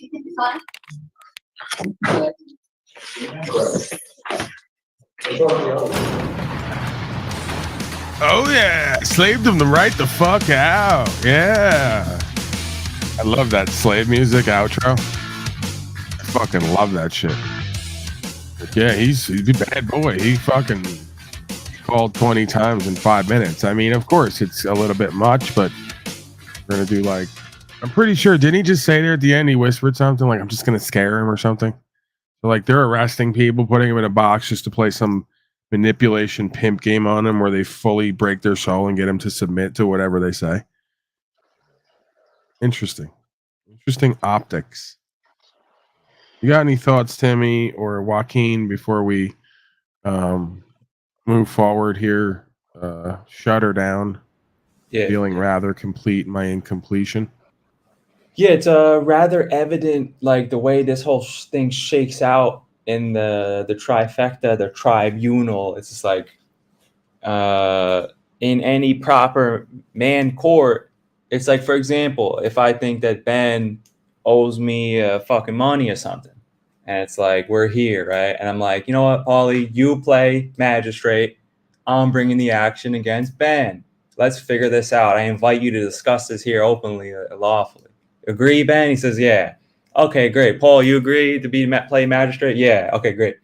Then it's like, okay, I no longer, if that's it, that's what it's supposed to be, right? Like you no longer, just because I appointed you magistrate and you agree that it's over once you agree, right? Once you agree, the three of us are well, you're playing a role, right? But you are temporarily elevated in this situation, right? And you sit above, as the referee, essentially like a tennis match, and I no longer have special pull with you, and neither does Ben. If you're an honorable man, you're going to deal honorably because your honor is on the line, right? So this whole thing, when they just show what it is really, because the whole who's paying both of you, it's bizarre, right? Because then it's clearly they're doing secret conversations, and it's clearly not an equal playing field between the prosecutor and the guy, right?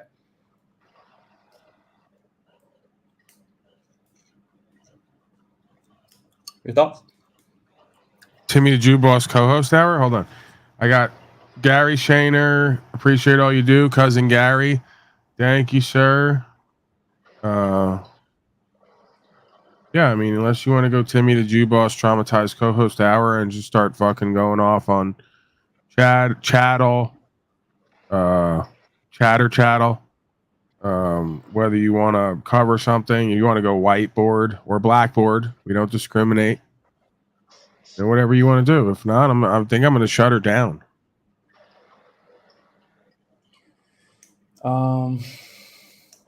Yeah, no, I'm good. I'm good today, man. I think we're good. Feeling complete?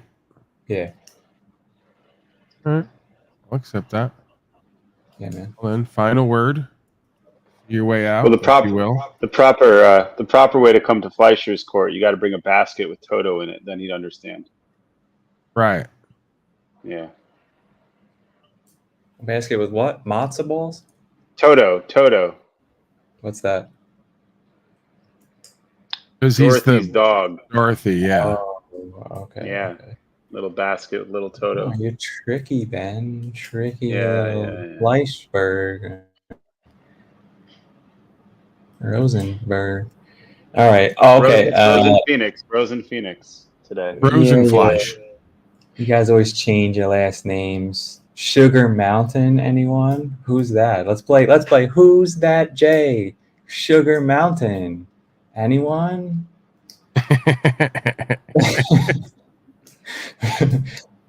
Let's play. What is this? Slavery Feud. Man, Ben, you got me excited here. Slavery Zuckerberg. Feud. We got top 8 fake Jewish names up on the board. We got A Zuckerberg. yes. Ding ding ding ding. That's what it is. This A guy gets Zuckerberg. it. Yeah. Sugar Mountain. Nice. Yeah. Well done. Let's go, fuck nuts. Final word. I'm out of here. I want to go eat something and take a slave shower in my mansion on wheels. Yeah. Good shit. Yeah. All right, folks. Gavel gazing for the next time. Don't forget the offer is still a running offer. It's been 4 years now, so you still get access to the burger component, the fries component, the donut component, and I think our sponsors are saying that we're adding a coffee component now as well. So you General know. Milley, do you think that these documents should be turned over to the United States Congress? And do you think that both General Donahue and Admiral Vasely should testify before Congress? Sure, I absolutely do. I believe transparency. You're the board of directors for this corporation called the American government. And I believe that you're entitled to those within the bounds of classification. You're the board of directors for this corporation called the American government.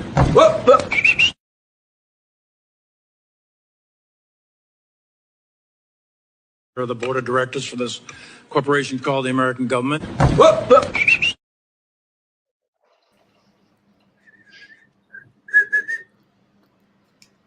Yeah. So that could be your fake. That could be your fake Jew name, Timmy. You could be Coffee Freiburger. Yeah, Coffee Freiburger. So yeah, that was a message from our sponsors. And others. So But now yeah, it's your name. You can keep repeating the words and the actions over and over and tell yourself, I'm living. I'm doing it all on my own. I'm doing good. Yeah, that's one of our other sponsors. Obviously, he doesn't sponsor with Fiat because he doesn't have any. He sponsors us with Love. And he will be your czar. You go to him, and he will give you all the medication and dogma. Slave czar. Slave czar. That's the love czar. Yeah. Captain Jack. We have a love czar. Okay, bye. Captain Jack will get you high tonight. That's take you to his desert island. Right. Probably don't want to go though. I mean, I don't want to go to Talcott Island.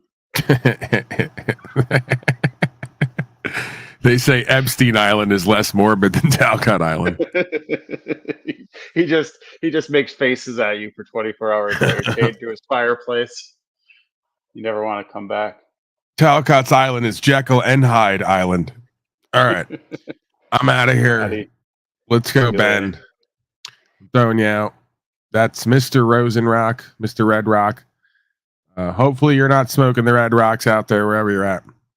But yeah, I'm out of here. Back tomorrow, 12 to 5 MDT. We don't stop, Gators.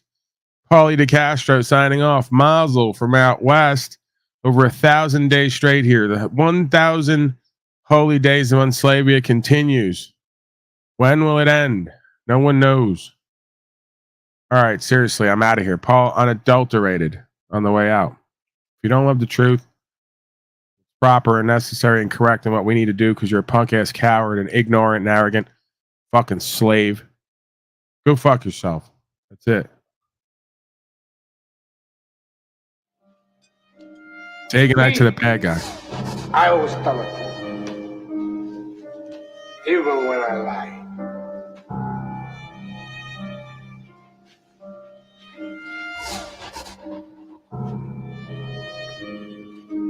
So say good night to the bad guy. Go on. The last time you're gonna see a bad guy at this again.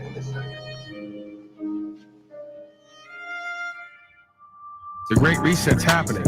So when you get all your pretty and nice shit taken away and your bullshit job that leads to nowhere, and you're forced back on the land and have to be self-sustainable and co-creative and work with what is, this talk about your feelings and your ego is going to go right out the window, because the God and the elements and nature are going to present what needs to happen next 9 out of 10 times. That's the difference between me and you. I got it in me, not on me, just like you do. I'm trying to work it out, bring the subconscious to the conscious and figure out who and what I am. Am I good or evil? Am I real and true? Am I a narcissistic, egotistical deceiver? Fucking liar. That's the difference. I'm actually authentically trying to work it out while you lie to everyone and project your negative aspects of self onto me, and I don't appreciate it. And the universe don't appreciate it either. And the students of life in this audience don't appreciate it either. This isn't about love and money. This isn't about chasing bags or anything else in and of the world. This is about the Philo-Sophie, right? The love of knowledge, the love of wisdom, the love of understanding of self and applying it. He is constantly in his feelers. You don't hear him? I thought that's what we were doing here. So let's get the game back in its proper perspective. The motherfucker doing this shit shouldn't have to talk about it because you folks want to lie on it. It's embarrassing to me. God damn it, Paul. I didn't come on here with the intention of the understanding that this is supposed to be for business or a hobby.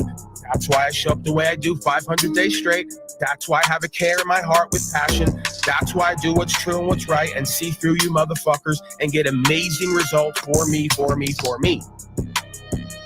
We can't allow the generalized experience of life and everything it has to offer, good, bad, and indifferent, to hold us back or keep us paralyzed or keep us fearful or self-doubting or unloving and uncaring of ourselves. How do I know? Because I look in the me. That's all this is. I can see further than the rest. I can interpret beyond what's told and shown, and I can amalgamate and communicate the cause and effect and the root of the state of consciousness and awareness. That is a astounding testimony to the work that I've done on myself in this world and in this life, and the practices I've walked with other people. The question and answer, the fellowship, the co-creational endeavors, and the conversation that leads to understanding. But again, we can't appeal to false emotions and false authority. That is the cornerstone of cognitive dissonance. You can't say that I'm respectable, righteous, honorable, presentable, and then I have balls, and then turn around and hate me or catch feelings over me, be in that and live in that when you don't like it, or when it doesn't turn out as favorably for you as you would have hoped or expected, right? That's the theme of a true common bond that goes long term versus the shallow, materialistic, worldly connections that come and go. It is what it is. Some people are down forever. Some people are down for the ride until they got to get off, right? And some people ain't down at all. So through the life experiences, firsthand experiences, through the tests and challenges, you learn more and more who and what is meant for you, and who or what is probably not going to be able to sustain the ride. And that's okay. Scumbag, demented, defective fucking mental apes.